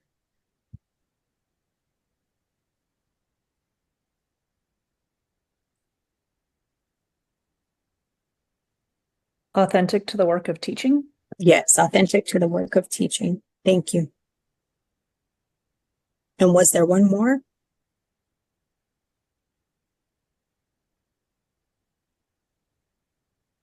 Appropriate for pre-service teachers. Do we see that one? That's it.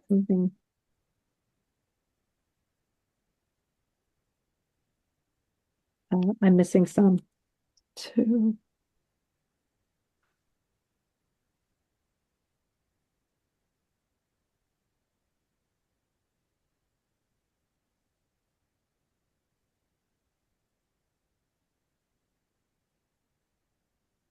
I think it's, was the TPA appropriate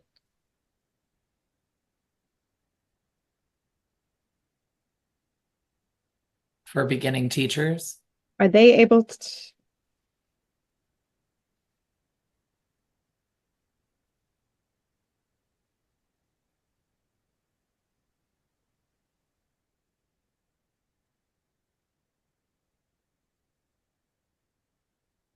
These, going back to the question of Likert scale responses, I don't know how great our data is going to be for these questions.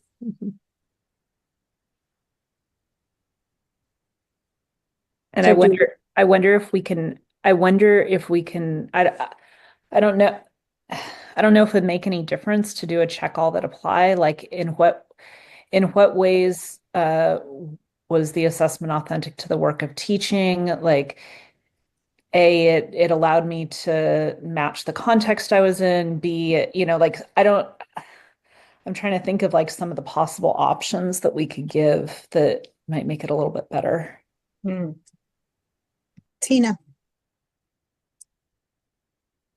I'm sorry, I know I've already made several comments, but I'm just going to make one more, and that is developing survey questions is a very difficult thing to do. And I don't know that this is the right place, and I don't know that we have 100%. to really develop them. I think What we can do, though, is identify what it is we want to know in a survey, and then have an expert develop the questions. Yeah. We could later say, yes, this gets at it. Or somebody could later say, yes, this gets at what the work group wanted to know in the survey. Yeah. Thank you, Tina. We appreciate that. Where would we put that? Would we put that on the very first slide? That we want to hire an outside expert who can guide this survey development, something to that effect. I think we would just say develop a survey that asks questions about the following topics. Or develop a survey that informs the CTC or the work group about like gathers data that informs us about these things, maybe.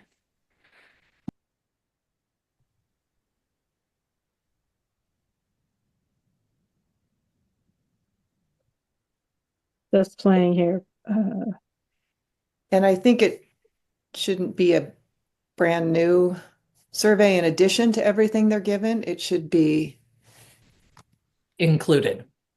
Yeah. And so whatever they're getting now should be revised. And maybe what we want is a common survey across all current TPA instruments. Seeing lots of head nodding.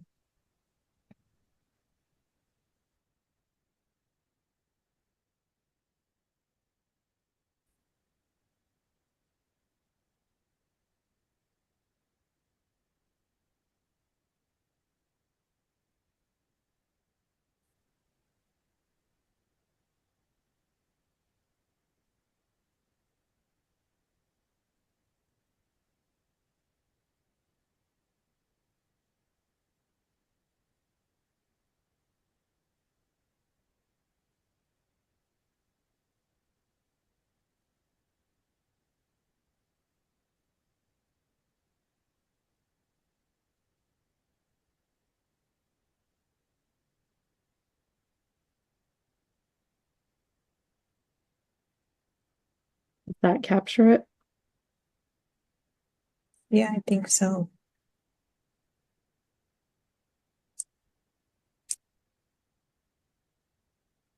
Okay.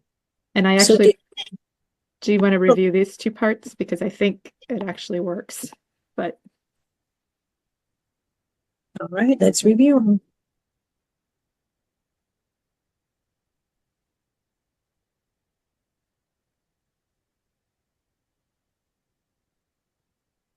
Yeah, that does seem to work.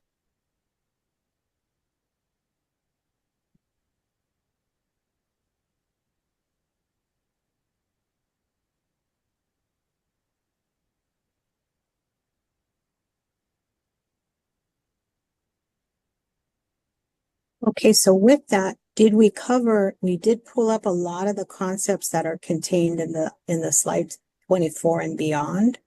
I think we might have captured all of them, but I lost track, Juliet. So let's just double check those to be sure that we did.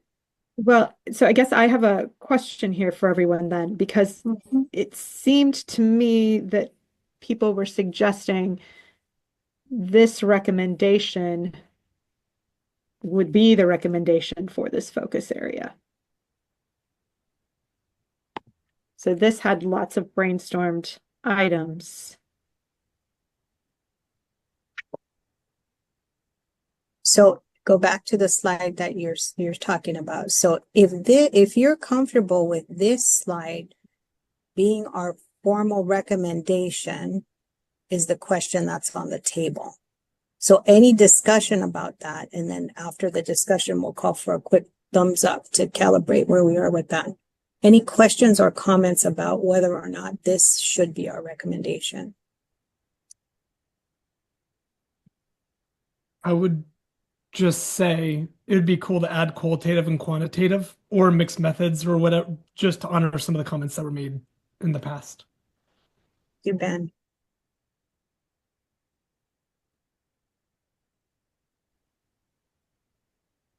Maybe I missed it, and it's just the Cal TPA. It's And actually why for was that?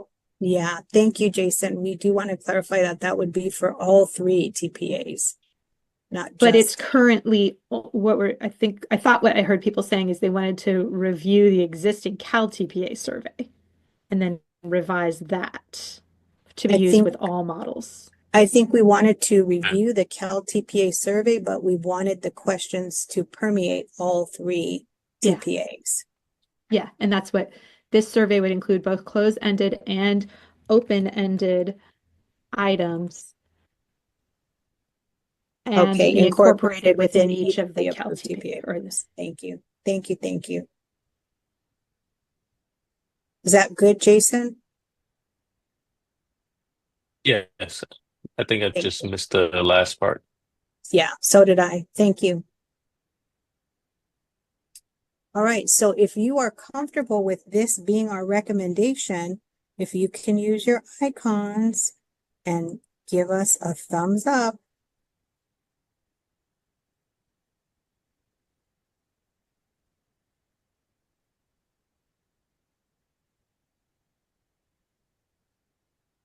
Now, are you okay with this recommendation or do you have thoughts?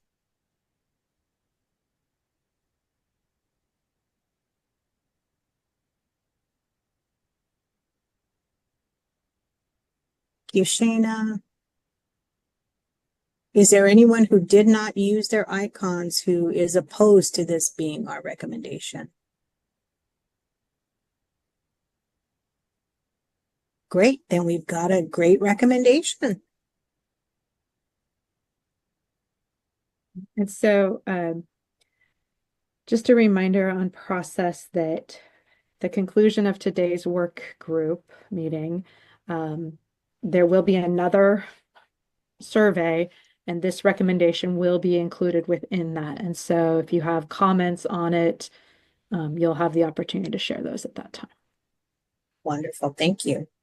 All right, we will now open for public comment. If there are members of the public that would like to make a comment, please notify the meeting moderator by submitting a request card or by clicking on the reactions icon and using the raised hand feature if participating through Zoom, or pressing *9 if participating by phone. Public comment is limited to 2 minutes per speaker. Are there any public comments? There are no public comments. Thank you. The public comment period for this item is now closed. All right. With that, we will move it along. I'll pass it back to Mandy. All right, so we're going to move to 5A, which is the recommendation, consolidation, and refinement phase. And Juliet, will you share the 5A slide with us and talk us through the process? Okay, so first off, Adam, did you get the handout created?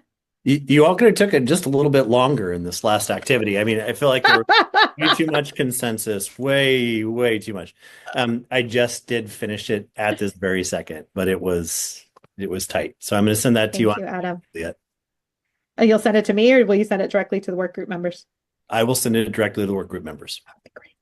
Okay, so what Adam was just working on was taking the results from the poll that you all took during lunch and compiling a new focus area for handout. So that's really for the focus area for group. So our process here is now to review, consolidate, and refine recommendations. Really, we're just going to be focusing on focus areas 1 through 4 to prepare those draft recommendations to submit to the commission. So process is we're going to have about 90 minutes in breakout groups. If you need more time, we can give it to you. Just know that we'll have less time for sharing at the end. So as you're reviewing those initial recommendations, again, you're looking to see the extent to which each is focused, streamlined, and directly actionable. You are able to make revisions, consolidate items, the same process that we've used throughout. I did assign people to breakout rooms this time, and they are breakout groups. For focus area 1, there are 9 recommendations. For focus area 2, there are 8 recommendations. For focus area 4, I think it's 10 recommendations. Focus area 3, there's 17. So I split those into 2. And then focus area 4, the ones we just reviewed.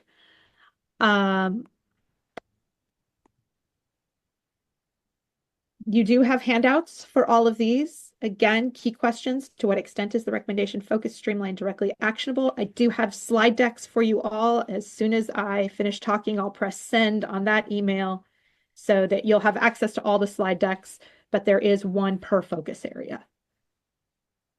And because our numbers are a little bit smaller this afternoon, and because we have 5 breakout groups, it's smaller groups. So I have Al, Ursula, and Patricia in breakout room 1 for focus area 1. For focus area 2, Elisa, Matt, and Tina. Focus area 3A, Ben, Tori, and Vanessa.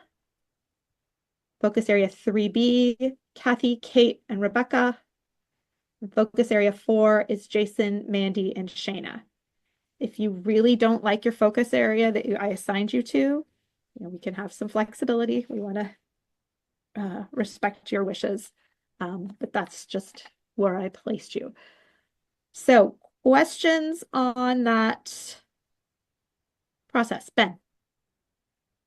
I'm going to make this real quick.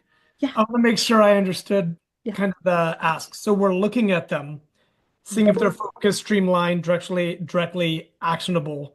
If they're not, are we adjusting them or are we flagging them? No, you're adjusting them. You're making revisions, consolidations.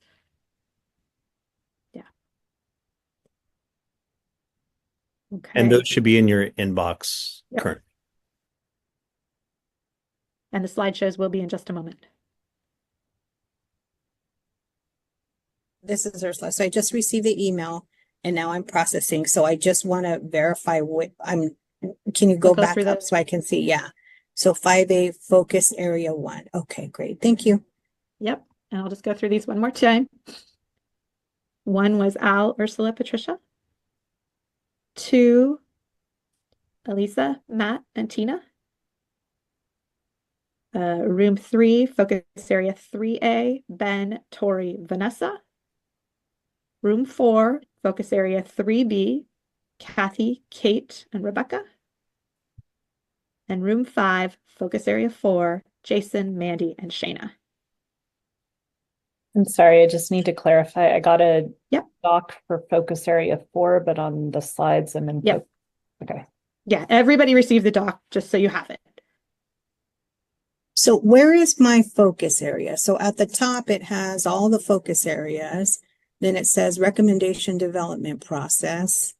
Then it says local scoring. Okay. So it's in programs engage in local scoring, recommendation 1.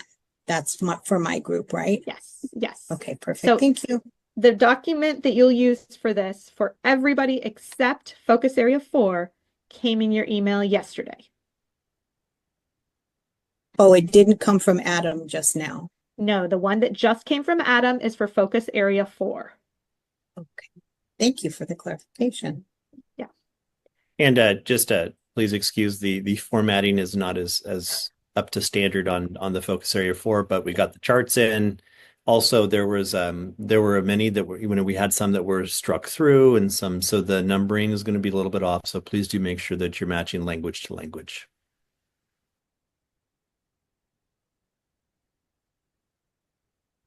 Any other questions? So I just want to ensure that everybody understands which handouts we're using before we go. Mm-hmm. I can resend them if that would be helpful. Juliet, I can do it. I'll just pull all the handouts off of the website and I'll load them up. Yeah, or I can do it because I have the slide, or I have the email just about ready to go that has all the links to the slideshows. Fantastic. So I can grab them really quickly. So if you want to head into your breakout rooms, you'll receive that email from me in about 2 minutes. Should we hold off on starting conversation till CTC? Okay, perfect. Yeah, so we're going to have, we've got the IT staff will be joining you soon and setting up kind of laptops, and as soon as they start recording, then you're free to go. You're free to begin your deliberations. Juliet, to make sure I remember, focus area 3A is the first 9. Yes, and it actually in your handout or in your in the slideshow, it only includes those. Okay, cool. I was looking at the handout, so I just want to make sure. Yeah, the handouts I didn't make separate. Well, thank you. Sure. So are we ready? I think so. Thanks, Reggie. Okay. There are 8 of us so far. We Yeah, need we have 4 one more. group that's like, I was in there. Come on. Is it focus area 4, 5, 4, 4? Yeah.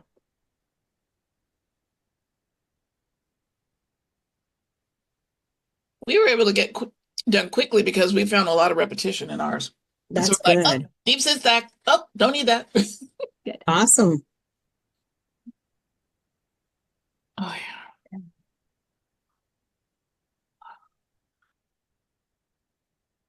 I got kind of excited as I was popping into breakout groups and really realizing the point that we're at, right? Where we've spent so long developing all these recommendations, and now this is this chance to really kind of start going back through them and refining and just, yeah, good stuff. Okay, everybody's back. I didn't do that.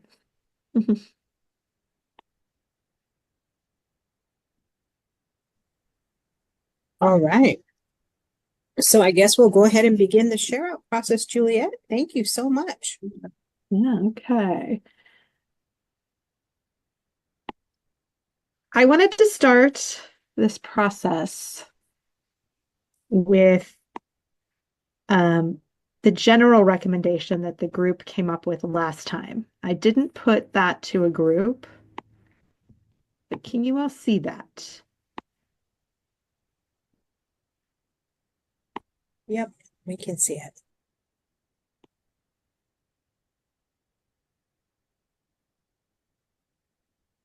This was that a separate expert group be created to study AI and the impact of AI on the TPA.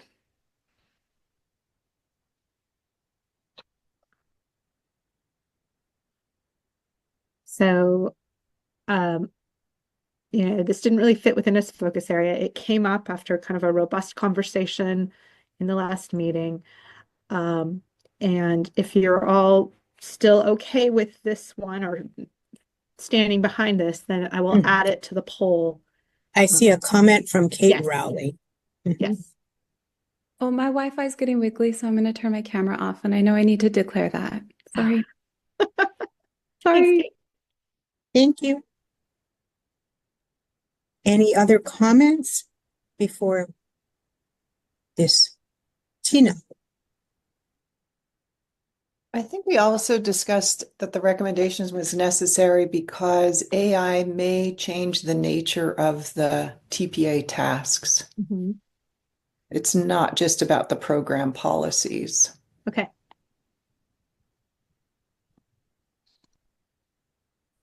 Wonderful. Thank you. Anything else?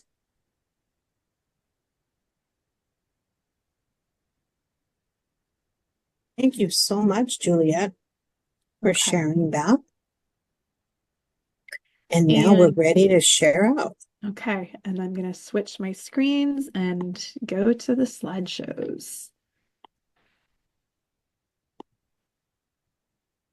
So we'll start with focus group 1.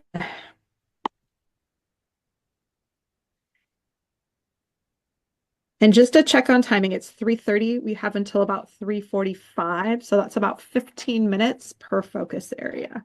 Wonderful. Thank you. Patricia, would you mind sharing on our group's behalf? Sure. If I cough a little bit, it's all good. So for this first one, and I think are we just kind of reading through it and then we're determining whether there's any changes? Yeah, that sounds about right. Okay, so I'll give a little timer. 60, a minute maybe? Okay, I'm gonna put a timer for 60 seconds and then we'll check in. I know this one's a little bit lengthy. I don't know if we'll have time to get to all the groups in the 15 minutes. All right. Good point, Jason. All right. Do we need to go slide by slide, or can you emphasize the slides where we made major edits or reconstructions? I want to say this is one of the slides that we did not. It was did good not as it change any. was. Yeah. Mhm. Okay, so you just want to move on to the next one? So let's do that. And I know everyone has access to the slides too, so they can easily go back if they had a question. So this is recommendation 1B, multiple segments. I think we actually kept this one the same way too. Just that idea of breaking up the TPAs so that, and I believe some of this is being already talked about with some of the TPA model sponsor, I believe they're called. All right. So I'm just going to go ahead and go into the next one. This one, we actually blended into the next one. So 1C and then go to 1D. So 1D, we kind of, it was the same concepts, again, using those multiple modalities for individuals or candidates who have a hard time with the written portion of the assessment. Looking at some of the things we added here was to make this assessment more accessible and equitable for all candidates, to reduce the emphasis on the written components that can create barriers, inequities, and linguistic biases. So going back to some of those things that some candidates might have a hard time with because they're not able to easily express themselves yet, because again, they are beginning teachers or newer career teachers. Any questions? Additions, things to kind of point out on this one? And again, this was a combination of 1C and then 1D. I'm not seeing anything, so we're going to move on to the next recommendation. This is 1E. This one we did kind of revise mostly language just to make sure it was more clear and was, you know, up to date with the language we're using now in research. And that is where recommends that the lessons required for the TPAs are centered around culturally responsive, sustaining, and equity-focused pedagogy. And then looking at these 4 bullet points here, and again, looking to have the candidates frame their work through that culturally responsive, sustaining lens to kind of think about things as they're doing these lessons, and then requiring them to design and deliver equitable learning opportunities that address the systemic institutional barriers to ensure accessibility for a diverse range of student populations. And we gave a few examples of that, of multilingual, students with exceptional abilities, and historically marginalized groups. The third one was requiring candidates to demonstrate asset-based pedagogical approaches that really looking at trying to focus on the strengths our students have rather than the deficits, which I know is really important to kind of hammer in for beginning teachers. And then looking at student data. And then, yeah, so I don't know. This sounds good to everybody. Something to add? Questions? This was a big one. So this was definitely one that we talked about quite a bit, just to make sure again that it was go ahead. Sure. I want to add that we adjusted some of the language in this because in the group it came up last time that the discussion moved towards saying that, like, well, we don't want to ask the candidates to do anything more or do anything extra. And so I know that wasn't the original intent of the recommendation. And so we tried to adjust the language to convey the meaning of the original suggestion, which was that it wasn't asking for something extra. It was asking that the lesson be taught through the lens and the framework of culturally responsive and culturally sustaining lens of whatever it was. It wasn't asking for something extra in addition to. So that is what we tried to adjust the language for. We're hoping that that is what it reads as now. Okay. Thank you, Alice.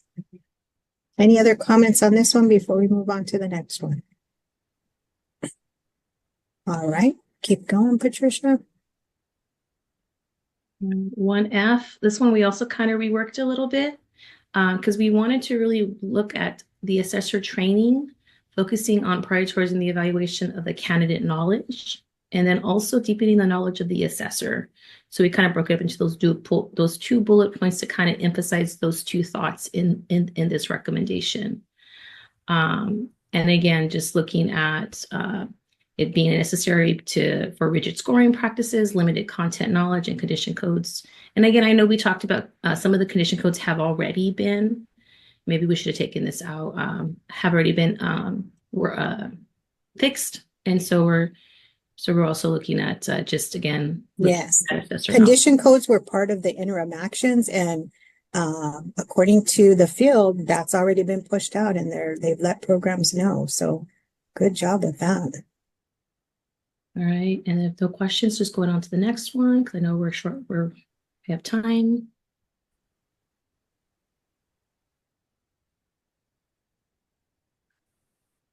For 1F, what's after 1F? 1G, I think. There we go. Oh yes, this was one that we kind of that was there before. And again, I know this came up in another group, just making sure that we have something there possibly. And again, this is a recommendation that California create a loan grant program to fund the candidate TPA fees. If they qualify and serve in an underserved school or whatever categories that they have right now. And then if they teach in a certain number of years, the award becomes a grant. And then of course, if they're not teaching in California, they got to pay back these loans. Looking at assessment fees and the cost of assessment fees, especially in the past where, students or candidates have had to take the test multiple times because they're not able to pass. And again, hoping that some of the recommendations already being implemented are catching those things. But if it continues to persist, then, having this type of funding available. And one thing that I think came up in one of my groups was like how much it's really helped teachers. Like we've talked about like the Apple program and the teacher forgiveness loan, how a lot of those programs, I think the current Teach Grant, I believe, a lot of those incentives out there help a lot of teachers get funding to kind of become a teacher. So any questions, comments, additions? Not seeing anything, so next slide. I want to say we kept this one the same as well. So really we're looking at the CTE, just getting together with a lot of the other organizations out there, statewide gatherings of the entire preparation community to engage in multi-directional feedback and collaborative learning that informs teacher prep programs, LEAs, and the assessment itself. So just trying to be more collaborative in nature for this assessment that a lot of the teachers take. And yeah, questions, comments? No, I think we have one more, the HI. I did put alternative wording if we want to look at it on the next one. On this one? Yeah, the next slide, I think. This is the last slide. Oh, yes. Oh, okay. If this is a more clear way to convey what we're meaning. Go ahead, Rebecca, since you have it fresh on your brain. So we just found the wording of the original to be a little cumbersome. So we're hoping that this is more clear. That we recommend the CTC develop a continuum of practice from pre-service through in-service, integrating the TPEs and the CSTPs, and aligning pre-service training, the TPA, and induction, so that there's a continuum there that students can find themselves on, or candidates. And when they come to induction, we can identify their scoring and how we project into their future. Sorry, I stopped reading and just saying things. And induction expectations to clarify teacher development and support a smooth transition into the profession.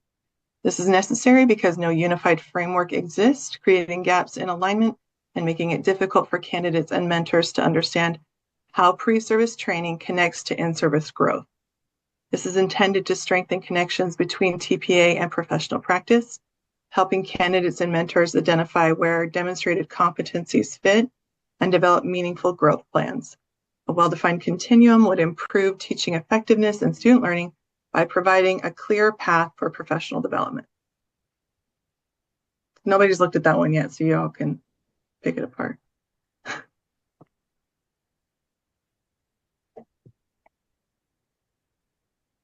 No, I think it looks good. All right, any feedback for this group before we move on to the next group? Thank you so much. Go ahead, take it away, Juliet. Who's next? Group 2. Oh, and they have. Right, and who is presenting for group 2 today? I'll get us going, but I'm afraid I have to exit shortly for class, so I will yield the floor to one or more of my group mates. If we can start just one slide up, I think, if that's okay. Yep, sorry. No, wait, 2. Oh, yeah, there we are. So with our just to maybe center us with focus area 2. The recommendation is how we might embed all of the work into the coursework and clinical work that are happening in preparation programs. And you'll find, as we did, as we're going through the recommendations, that some of it was based on feedback, some of it was based on scoring and resubmitting, and it didn't necessarily seem like the embedded piece was up front and center in a lot of the recommendations. So we really wanted to just clarify what we mean by embed, and by that we have our definition here, so that we're thinking both formative but also some of the final experiences. So post submission things that are happening with our candidates as part of the embeddedness that's going on. So just for clarification's sake, that's important, I think, to note. And then the next slide. So we found that recommendation 2A and 2B, I'll just maybe highlight some of the changes. We found some overlap between 2A and 2B, so we are recommending that we skip over 2A. And 2B involves, so both 2A and 2B were about the feedback that programs were offering their candidates. And that's part of program standard 5B already. So we wanted to maybe just add to that program standard that the feedback is individualized and timely, both in the formative side, but also in the final TPA work that our candidates are doing. Excuse me. And anything else? No, I think that's sort of the gist anyways for 2B, is we're just adding on to what program standard 5B, because a lot of the feedback and things that can be considered formative in nature to support our candidates is already part of program standard 5B. So we're adding to that. Next slide. So C and D also had some overlap. So I believe we nixed to D and just added a lot of the text to C. And this involves condition codes. So and there's two different types of condition codes at least. So we're talking about the technical condition codes, which some examples would be like something was inappropriately submitted in the wrong place. Maybe they checked the wrong box. Or maybe they forgot to submit something. So those are technical, not necessarily dealing with the content that's part of the tasks of the TPA. So if there is a condition code, a technical condition code, there'll be an opportunity for candidates to be informed of that prior to the scoring dates, and then they'll have an opportunity to get the scores and then revise and resubmit within that same scoring window.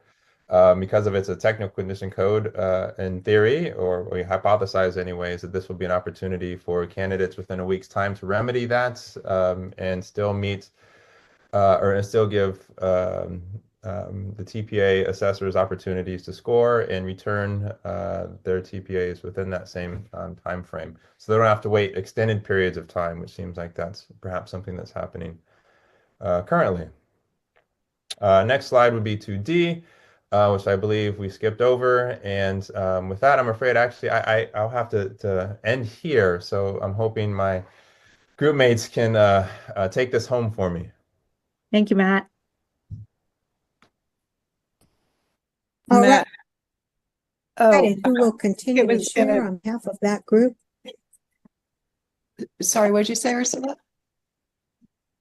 I was asking, were you going to share, Tina? Yeah, I got nominated next. Matt Perfect. has a Thank you. Thank you. Awesome. likely let's hit it. excuse that he has to go teach a class. Says it every time. For this one, so whereas 2A and 2B were about program feedback, this one, 2E, was about assessor feedback. And we added to this one a little bit to say that we also would recommend that the feedback be individualized. Not only, I'll start from the beginning. So the TPA assessor should provide rubric-specific feedback that highlights the exact criteria met and not met. We'd also like it to recommend that the feedback be individualized in order to identify for candidates how the criteria was met within their evidence. And this is because a lot of times candidates will look at a rubric and say, okay, I met that, or I didn't meet that, but why, where, how? So we think that with AI and other options, model sponsors in the future should be able to do this. Other than that's why we think that should be done. So you could go to the next one. So 2F, we struggled with because this one was saying that the feedback that candidates got on initial submissions they could use to resubmit, but that is part of current practice. In addition, though, I think this one was saying that candidates should be able to resubmit individual sections as many times as necessary. So we found two problems with this. The main one being resubmit individual sections. That sentence depends very much on what the TPA assessment is, whether it's divided into individual sections that can be resubmitted individually, or whether it's a more holistic assessment and it's tied to other parts of it and it can't be. So I don't know that a recommendation can say that for all TPAs, candidates need to be able to submit individual sections. So that's why we crossed that out at this point. In addition, it's our understanding that candidates already can resubmit as many times as necessary to achieve a passing score. If I'm wrong, I would really like staff to step in, correct us.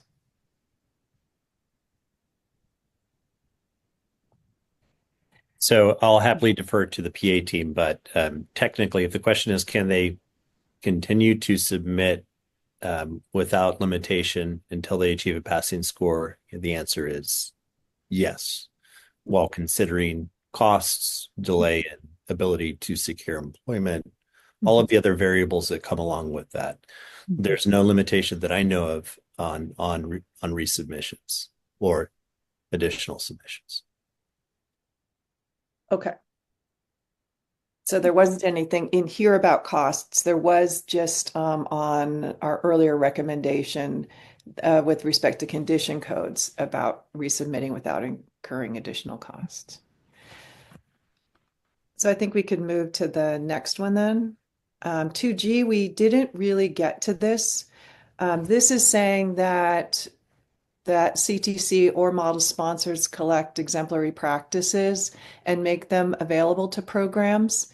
And we think this is a good idea. We had a question about whether this was already happening, whether there was a centralized repository for this. I know it's happening with respect to conferences where programs share. So we weren't quite sure what we might want to have with respect to this. At this point in time, we think it's a good idea. And it's happening in some ways, shapes, and forms. So we just didn't have time to really flesh it out. Hey, Tina, any comments for Tina on this one? All right, then we will move it right along.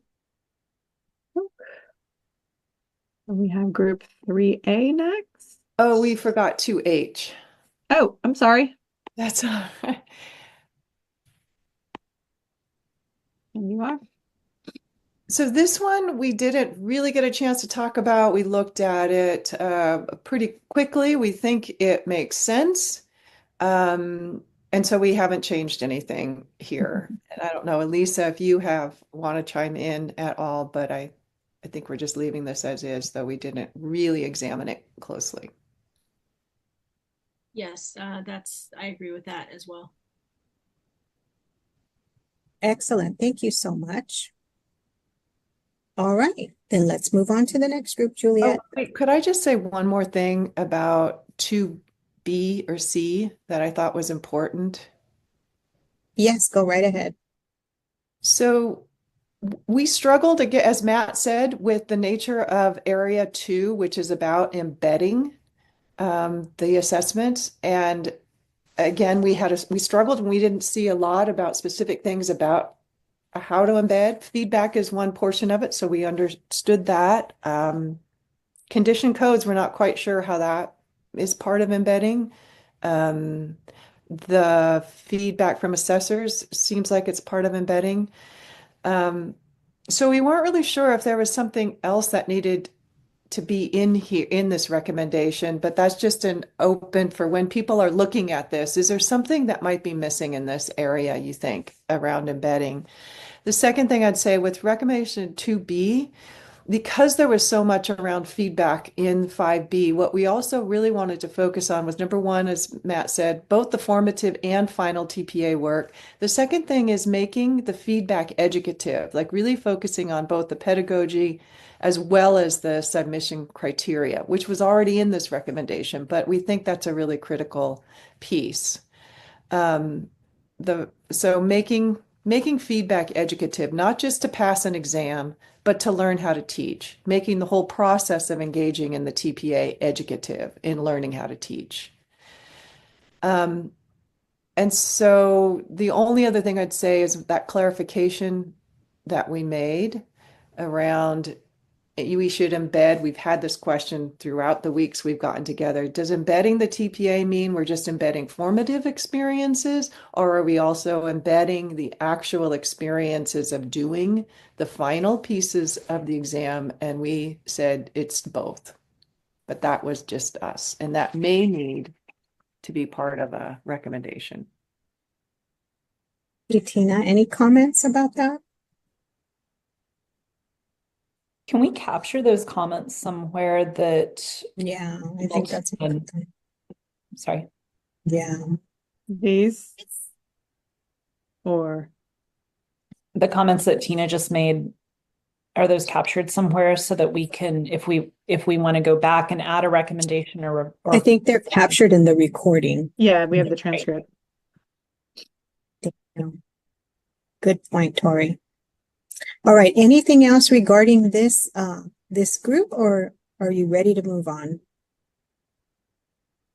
All right, then we will move it right along. Thank you.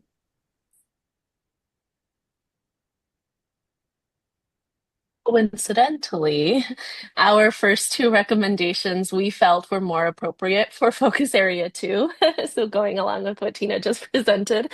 So the first two, we kind of wordsmithed a little bit and then ultimately decided that it would be better off somewhere else and that it might already be an expectation that is just not enforced.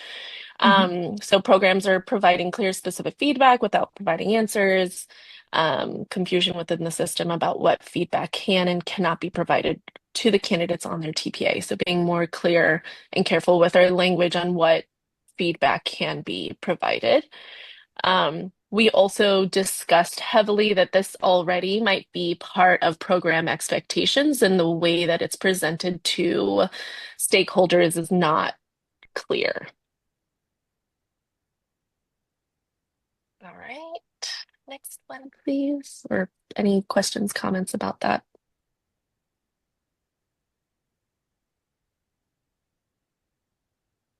I might add something real quick. Our group's accreditation. So just throwing that out. So our focus area is accreditation. Yeah, thank you.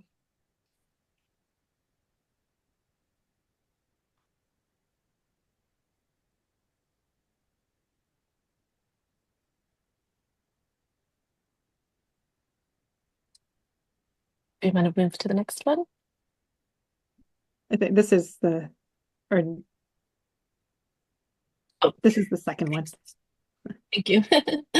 Again, this one we recommend moving over to focus area 2, but we did have lots of conversation about it. All individuals involved in supporting candidates in their development as teachers, including course instructors, coaches, supervisors, mentor teachers, learn the specifics of the program's adopted TPA model, including understanding the specific tasks, rubrics, and evidence. We want to make sure that all individuals who directly support candidates have a well-developed understanding of the TPA tasks and rubrics. And again, we felt this was a great recommendation. We didn't want to get rid of it, but we also felt it was not appropriately aligned with accreditation.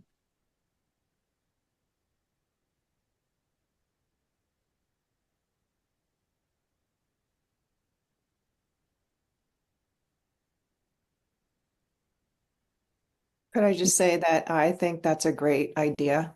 I think that is missing in focus area 2, and this makes a lot of sense to me.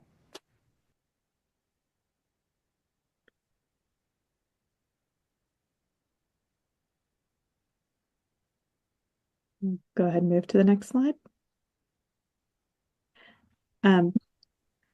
Yeah, we can go. So and this one is our roughest. We did not get a chance to fully revise this one. But this one was about continuous improvement, and we wanted to capture, we were looking back and forth at the comments that the work group members had on the poll for this one. And then also it encapsulated a lot of things. We were trying to simplify it and we just were not able to finish it. But wanted to capture that programs really needed to dig into. We know there are program standards about using data for program improvement and then also using TPA data, but we wanted to capture that it should be qualitative and quantitative data, that all program personnel or anybody involved in supporting a candidate should be looking at this data in some way. We had some discussion about a portion of this recommendation where there was a requirement that the CTC standardized some of the data for analysis. And I think that the point of this was around making sure that programs were addressing inequities in their data. And we wanted to make sure that programs also were demonstrating how they were triangulating TPA data with other program assessment data. But again, we did not get to finish this one. I also just want to call out very quickly, there was a lot of text in the middle that was like very much so talking about different ideas. We did not delete it. It is in the notes so that nothing would be lost because there was a lot of really good brainstormed ideas that went along with this. Thanks, Ben. Any questions about this one?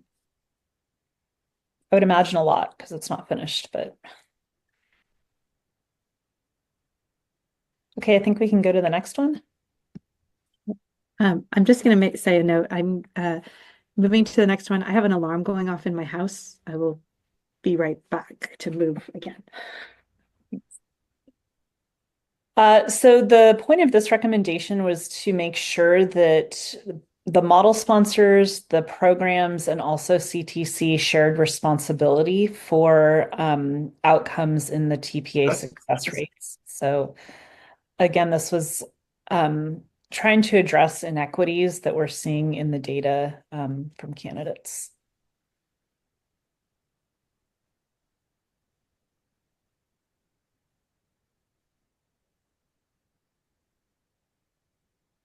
Questions on this one?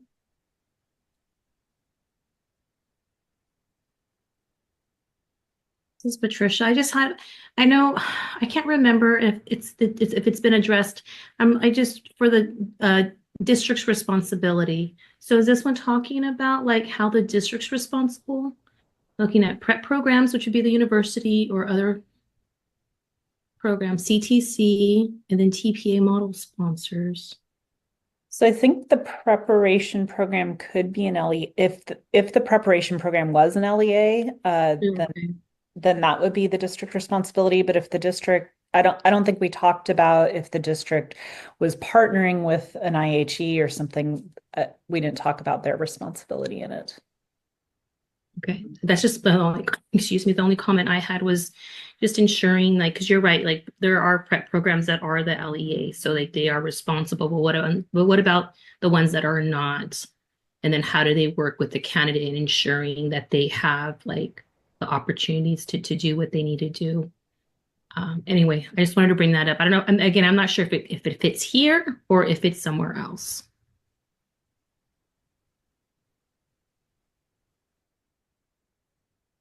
Thank you. Are you saying, Patricia, maybe adding shared accountability between LEAs, prep programs, CTC, and TPA model sponsors?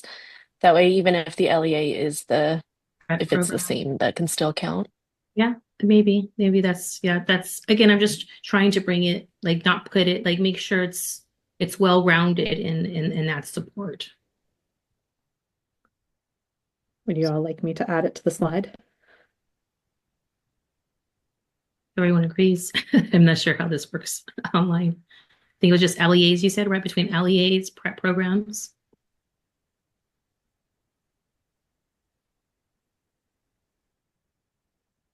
Thank you. So I'm not entirely sure how, if an LEA is not also the preparation program, if they're a partner to a preparation program, how they would also be responsible or accountable for it. I'm curious how that would work. The way I think about it, like, so you have your prep program, right? And they have a university supervisor and then like a master mentor teacher where that works in the school district, right? You have a placement somewhere. So I think there would be a connection. I just don't know how strong that connection is. I don't know, Tori, if that helped. Yeah, that makes sense. I'm curious, Patricia, what you think. I think we have another recommendation that includes LEAs, so I'm curious. Yeah, okay. And that's why I'm like, does it fit here or is this something totally different? That's why I wasn't sure. Yeah, let's put it in for now and then let's see if it fits here or someplace else. Okay. And again, I just wanted to kind of bring that out because I wanted to make sure like it was streamlined. Like if it mentioned here, then let's make sure to mention it here. But if it doesn't fit here and it's mentioned somewhere else, then definitely I know that it was mentioned. Okay, to move on then. I think so. Cool. And so the final four, we did a lot of work. We maybe zoomed in on a specific standard to really adjust.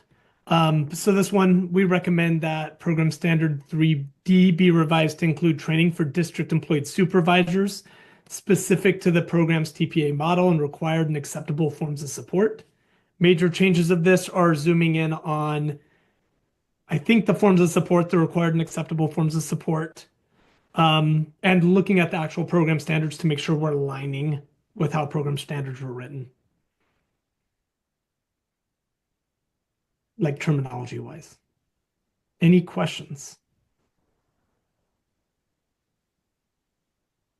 Does this get at what Patricia was just talking about? It touches on it. This isn't the data. It doesn't necessarily use the word data. Actually, but I think this is the LEA reference that Patricia was alluding to, right?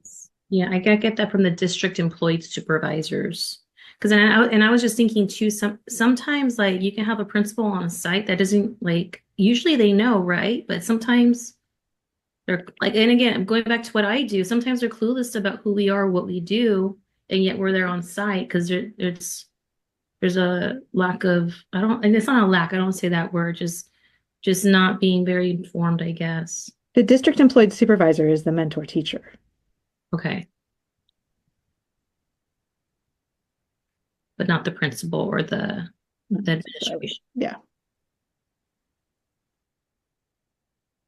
That's still coming. I promise you. It's something, if you remember, Patricia, when we were in a group a while ago, we came up with some ideas for interns. It's coming up. Okay, thank you.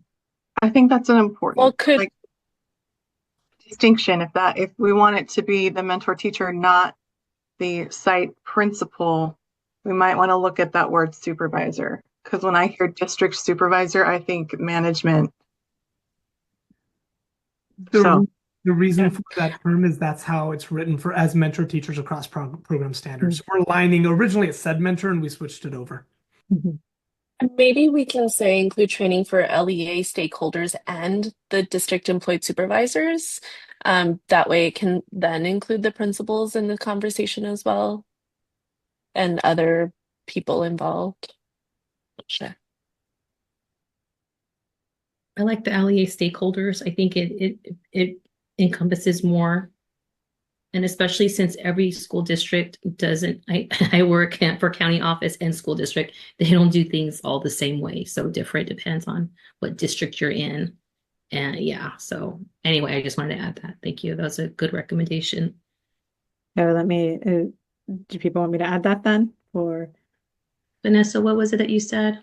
LEA stakeholders? Well, yeah, and maybe we can take the LEA part out of the other one that we added, and it seems like it's more appropriate here, where it's the LEA stakeholders, the district mentors, and those people are now having a separate conversation, separate from prep programs, CTC, and TPA. Yeah.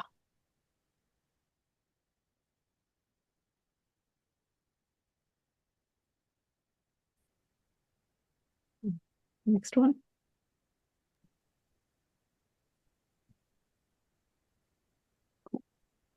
So this one, essentially it's another program standard update for program standard 5B1 to include required forms of support specific to the needs of candidates in an intern pathway. So if you look at 5B1 under program standards, it lists required forms of support, acceptable forms of support, right? And so we did see some changes with this. Originally, this was about interns and how to specifically, it was about creating basically a study group to look at interns and how we can support them.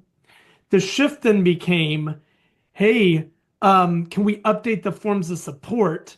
And I think one of the recommendations with the interns before was like, could we get release days for them, right? So can we embed that within required forms of support for teacher interns as an example? And also maybe other appropriate supports as needed for teacher interns moving forward. Questions?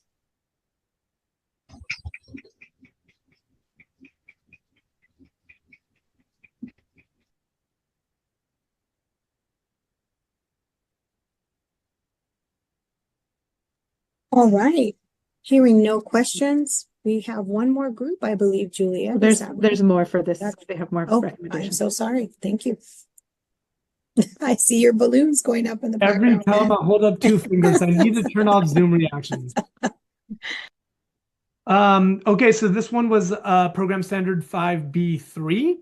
And essentially we had a lot of conversations about this.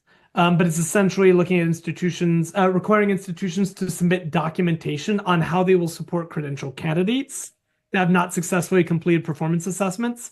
We recognize there is portions of program standards that do call this out already. So we're gonna say that, but also looking at how we can embed this and make it a little tighter. And we added cost-free in parentheses. We did make some substantial changes to this. We had a lot of conversations on cost-free and if that was feasible or something that could happen. So we put it in parentheses there so it remained as a conversation point.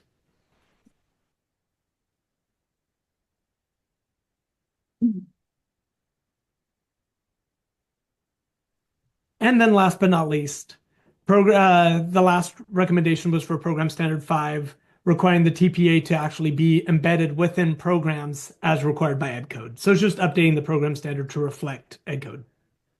And I think this maybe speaks to Tina's question about focus area 2 recommend, like, I don't know if this is maybe a focus area 2 recommendation also that it's embedded. Like in the program standards that it's embedded.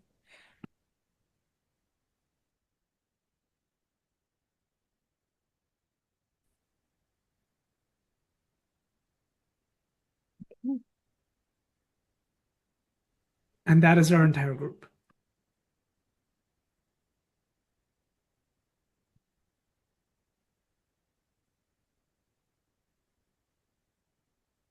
Oh, I'm impressed with this group already. They got a title slide. Wow.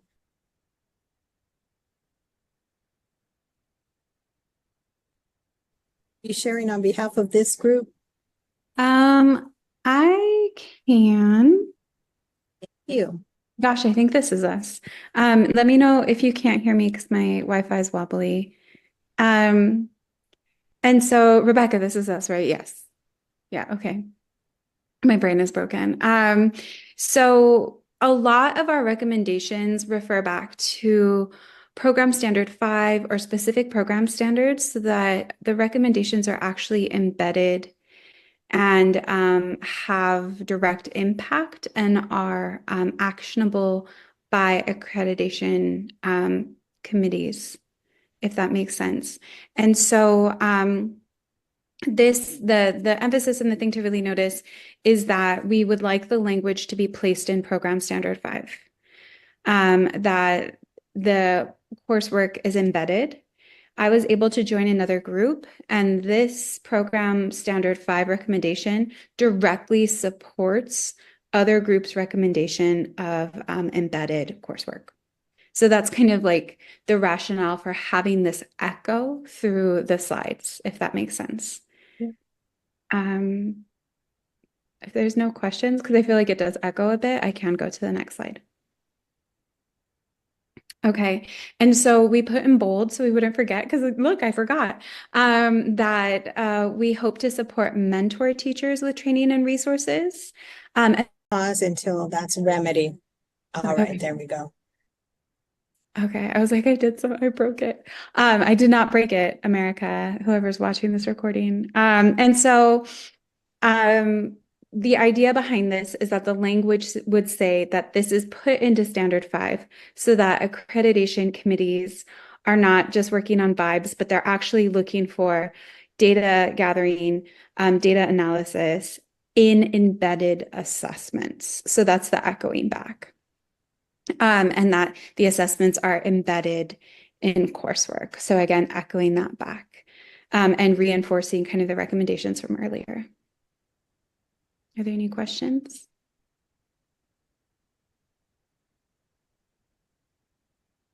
Okay, silence is consent. Let's move on. Yay. Okay.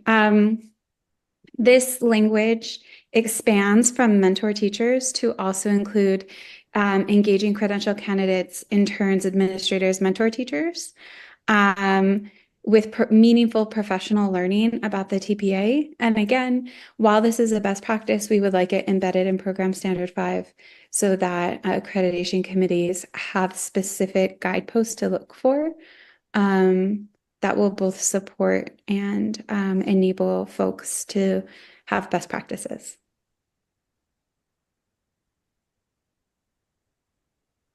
Other questions?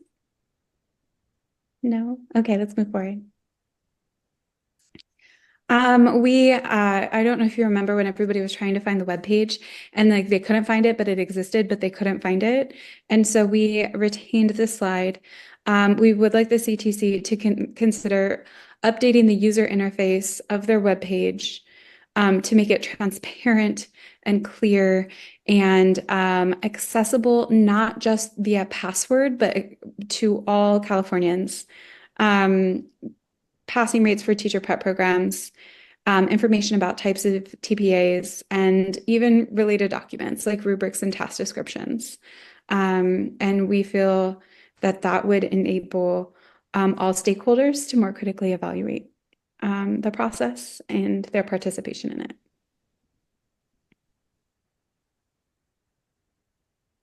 Okay, we can go next slide. And then this one will accompany the next one, and I think it makes sense when we have them both together. We want the program standards to be revised to require the use of TPA to inform the IDP. But then if you could go to the next slide, and I promise it'll make more sense if we do. We also recommend that Induction Program Standard 3 be revised to include the TPA and IDP and the ILP. So we would like these two to hinge on each other so that goal setting becomes authentic, but then also actionable through accreditation, because right now it's part of 1805. It was part of an announcement and a recommendation, but it's not codified in actual standards in meaningful ways. So I don't know if you want to flip back so we can see the difference in the words one more time. So we want the program standards to be revised to require the TPA to be used to develop the IDP for the ILP, but we'd also like the induction program standard, if possible, to be revised so that there's teeth in it, or so that there's meaningful interaction between the two. Can you tell me if that did not make sense? I'm accepting your silence. Can we move forward? And is that the last one? I think it might be. I think it is. We did the thing. Good job, everybody. All right. And group 4, focus area 4. I can get us started, and then Mandy, please feel free to chime in. We had lots of discussion. So we are leaving this definition as it is for now, so you can go to the next one, and I'm going to share some additional context. So this area is about local scoring, and there was a lot of discussion that Mandy and I had about this one. This recommends that programs should engage in a method of local scoring for program improvement needs and candidate support, and that there might be some flexibility in the ways in which programs engage in that local scoring. There are some potential options here. I know that from this morning's group, this one was unfinished and we were still working through it. And so we left it as is, but we had a lot of conversation about and incorporating the feedback from the survey that that this recommendation really does potentially assume that the assessment may be unchanged. And so we talked about how difficult it is to say what local scoring should be or what programs should do around local scoring without understanding what the design of the assessment would look like, and also the level of embedding, what embedding would actually entail. And so what we did was we created a potential 1A or a 1B, if you can click to the next slide. And we said, well, let's assume that embedding means that the actual assignments and the assessment is coursework versus another form of embedding that might be defined differently, that the instructors are actually assessing students on the TPA task, that the tasks are actually one of the assessments in the course. And if that's the case, then we thought that local scoring would be a part, or would be 100%, or that programs would actually score their assignments, because it makes sense that if an instructor assigned something and that there was an assessment for their course, that they would score it. So you'll see sort of the difference between the first slide and this slide, and we're assuming that the TPA assignments will be the course assignments, or will be one of or many of the courses, or some of the course assignments throughout the credential program coursework. So if we hold that assumption to be true, then the workgroup recommends that faculty and or instructors responsible for said course would also be responsible for scoring the assessment components that are embedded in their course, and that collaboration and training and scoring, et cetera, would be mandatory, and of course meeting reliability standards by the CTC.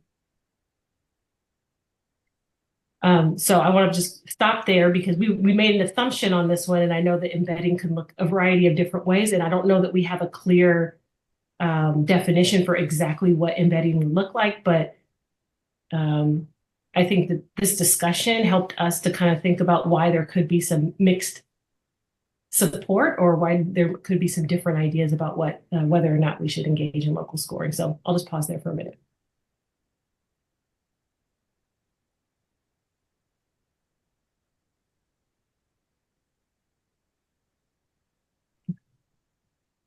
You'll see this come up again in some of the later recommendations. So we are sort of putting on the table for consideration, if this is embedding, and if this is true, that maybe this would replace one. However, if this is not what embedding is, and if the assessment look differently or look more similar to what it looks now, then maybe one would need to stay in place. Okay, for the next slide, please. Okay, so again, we're assuming the TPA is embedded in the ways in which we were conceptualizing embedding. If that is true, then the work group recommends that programs meet their inter-rater reliability standards set by CTC and double score their candidates' TPA submissions. We're leaving that largely as is. Next slide. So this recommendation was about funding and costs that can be associated with local scoring. And so following that same line of thought, we thought about, we thought that if the assessments were actually course assignments that instructors gave, that there may not be a ton of costs associated with local scoring, but there may be costs still associated with local scoring. And so we added that piece to the beginning and then said that in that case, we recommend that additional costs related to inter-rater reliability, validity, collaboration, scoring, calibration, et cetera, be provided through funding from the state. Next slide. Is it okay that I'm going through quickly, or do we need to pause on each one? I'm good. Oh, I think your pacing is spot on. Thank you. Okay, I will continue. So the next one, I think we left this one as is, if I remember correctly. It just recommended that the local scoring process included rigorous collaboration, central auditing process to ensure reliability in scoring across programs. Left that one as is. Next slide. Okay, so this recommendation was that the CTC work to identify barriers and necessary resources to enable programs to engage in local scoring. And then, some mitigation of the barriers and supports should come from CTC. And then there was some reasoning behind that. We thought that this was related to recommendation 3 that was about funding primarily, but we could somehow include some of this language with that one to address all resources, identify what barriers are there, and provide resources, including funding. We didn't have time to really parse out this language to figure out what we would shift for this recommendation or what we would add to recommendation 3 just yet. But we thought that this was all important rationale to capture, but there could be some combining with recommendation 3. Next slide.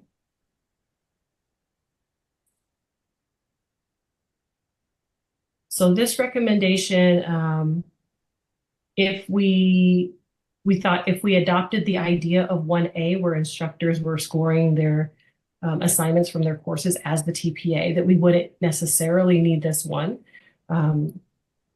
But since we are unsure about that, we left this one largely as is, and that is that teacher preparation programs, LEA partners, collaboratively engage together in scoring the candidate TPA work. So we wouldn't need to do that necessarily if instructors are just scoring assignments from their courses. Next slide. RDI TPA Workgroup recommends that programs engage in local scoring as a way to look at student work and then disaggregate in order to better understand disproportionate pass rates. So this one was really important in terms of looking at the data in order to think about disproportionality and differences in pass rates. I think this also was supported earlier by one of the other groups. So there's potentially some ways in which maybe this is duplicative, but we left this one as is.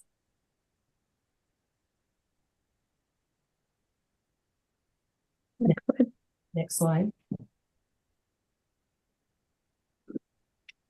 Okay, work group recommends that there is a collaborative scoring overview required for all educators. This training may not be as extensive as scoring, but it engages educators on the rubrics, and that there's some ongoing requirement for this every 5 years or so. And we left this one as is and agreed with this one.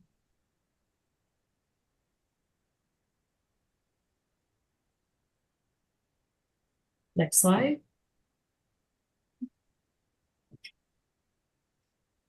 Okay, this recommendation was about the design standard, and it was that the TPA model sponsor must provide additional materials to programs, including passing examples for all credential areas, all sections of the test, common condition code issues, examples of successful and non-successful responses, and helping educators involved in the preparation of candidates to become familiar with the TPE model, the candidate tasks of scoring rubrics so they can assist candidates effectively and potentially assist in scoring. This one, I think this was also referenced earlier, so there may be some ways in which to figure out where exactly this one should go. But we thought, we asked the question of, is this not happening already? And then remember the discussion that some of this is not as robust or explicit about, for example, all credential areas. These resources may not exist. So making sure that there are resources for all credential areas and being able to share those broadly to support candidates. Next slide. Okay, so this one we had a lot of discussion about too, and this is that the TPA model sponsor should be an accredited institution, group of accredited institutions, or the state commission. And the spirit behind this is really that we are credentialing candidates within the state of California and within our context, and wanting to make sure that that our TPAs are scored by folks within that context. And also we had a discussion around institutions profiting off of candidates' submissions and potentially resubmissions of this assessment. So we had both the conversation around profit and also the importance of context in our work within the state.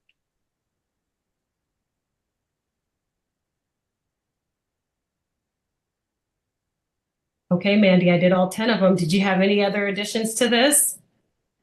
No, you did great. Thank you. Thank you. All right. Patricia, did you have a comment, my dear? I do have a comment, not a question.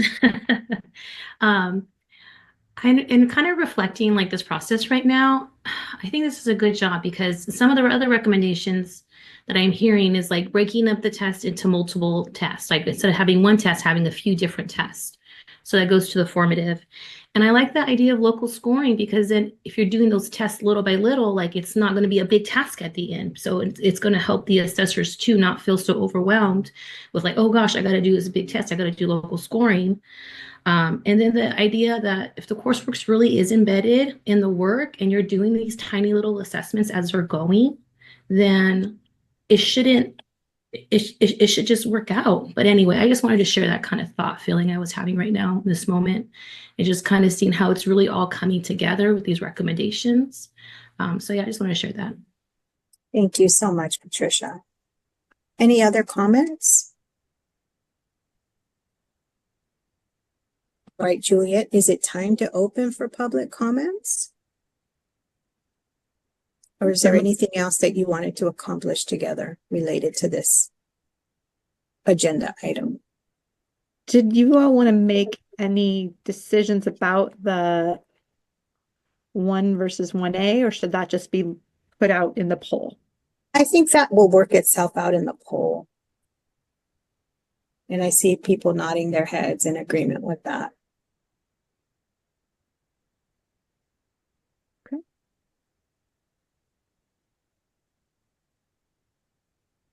If there aren't any additional comments, Tina, go right ahead. Yeah, thank you. I just want to be sure. So the group recommended some other recommendations if the assessments were different and smaller and chunked.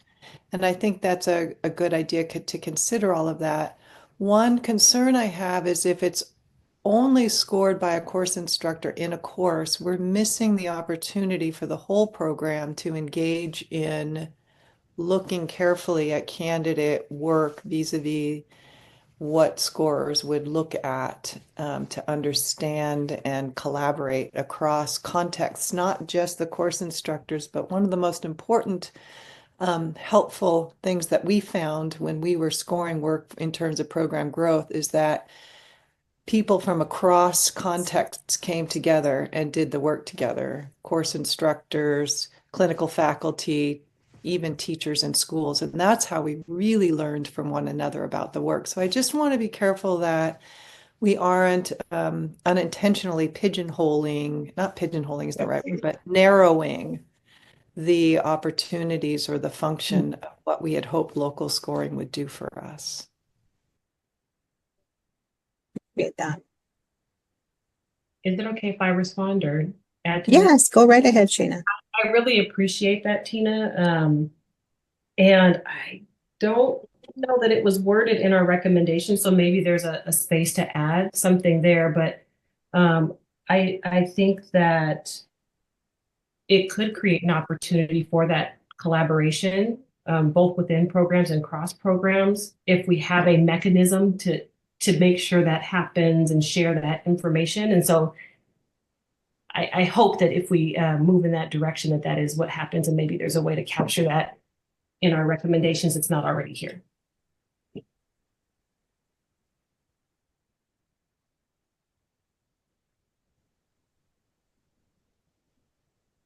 Benjamin? So I'm a cognitive like overload. So I'm going to apologize if this doesn't make sense. But I mean, staring at a Zoom screen, you know. But I was just going to point out, I also, the recommendation 1 and then recommendation 1A to me brought out the fact that I think a lot of these recommendations that we've been crafting have been crafted with each other in parallel, right?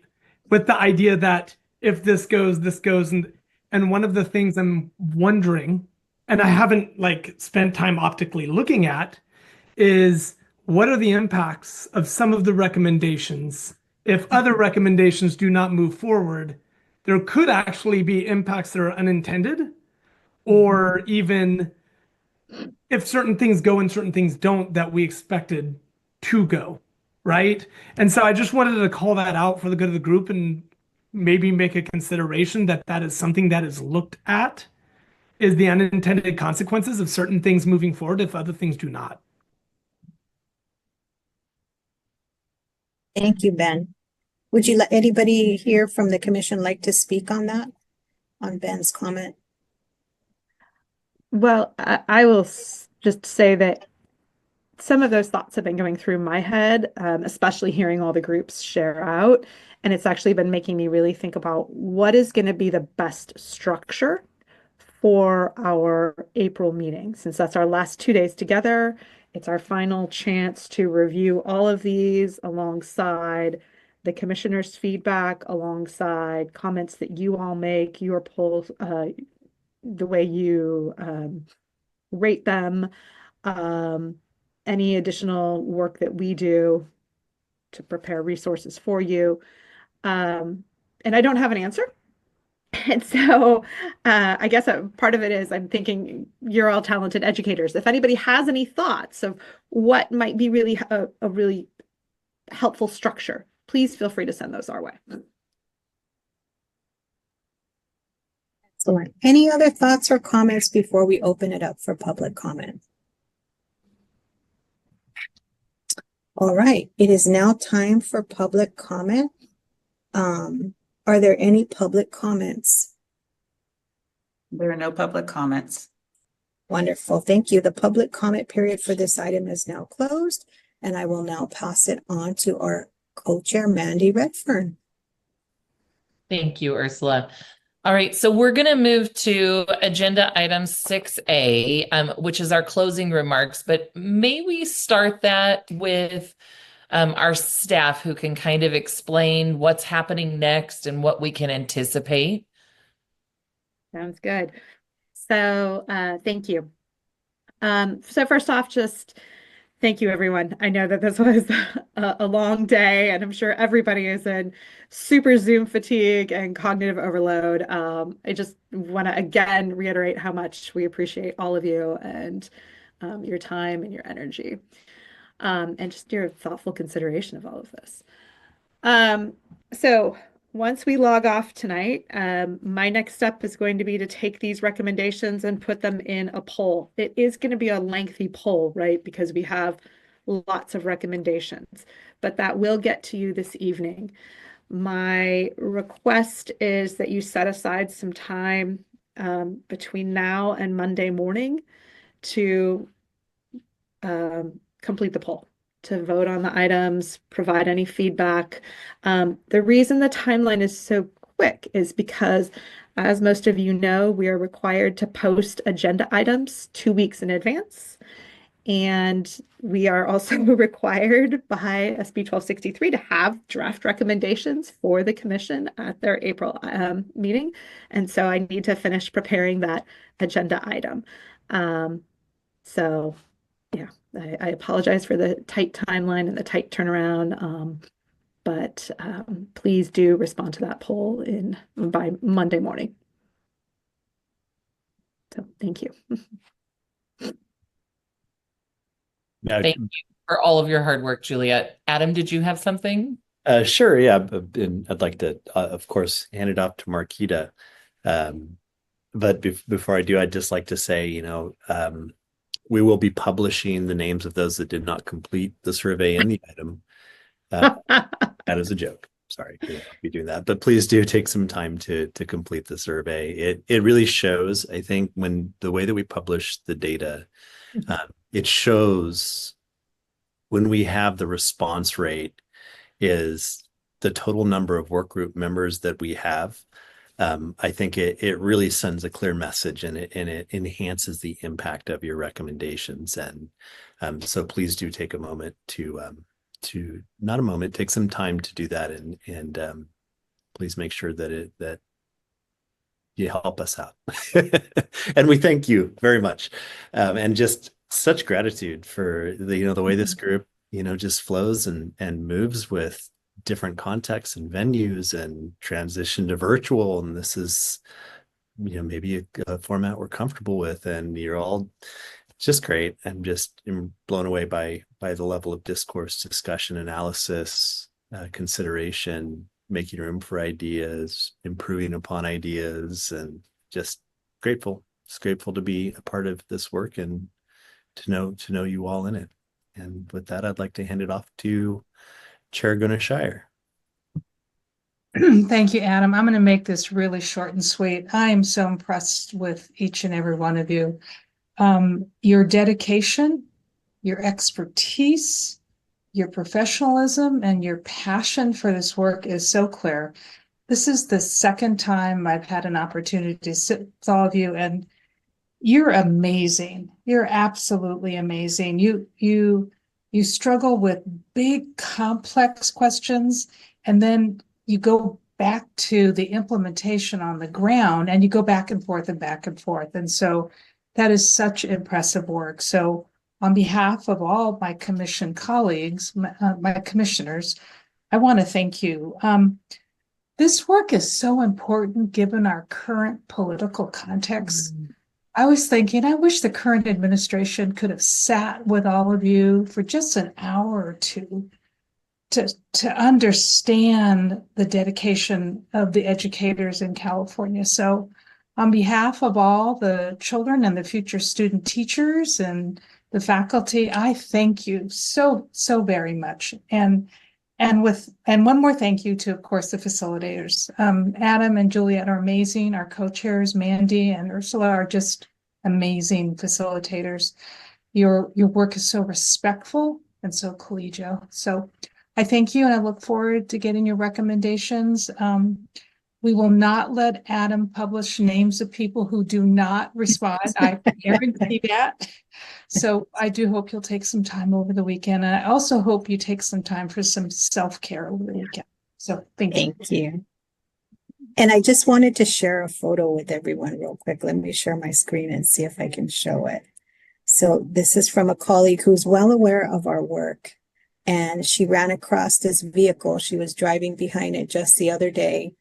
And it says, give TPA. So she shared that with me and I was cracking up. I thought I'd share it with you all. That's fantastic. We're so grateful for everyone today. I know this was a meeting that we weren't anticipating originally. So on behalf of the committee, thank you for being here. We appreciate all of the commission staff as well who made today possible. Thank you for being here with us and supporting us and giving us the resources we need to make it possible. So we will see everyone back in Sacramento in April for our final meeting. And at that time, we will have the recommendations from the commissioners, which will be exciting to work with that, grapple with that one last time as we make our way to our final recommendations. But thank you to everyone. We look forward to seeing you in April. And with that, I would like to now adjourn the March 2025 RDI TPA Workgroup meeting, and we'll see you on April 23rd. Juliet, was there one other item? I just want to add one more thing, just as a reminder. Sorry. I mean, in case you're available and interested, you can watch the commission meeting. And so it might be interesting for you all to zoom into that just for that session. So we'll make sure you have the link. Thank you. Bye, everyone. Bye, everyone. Thanks, everyone.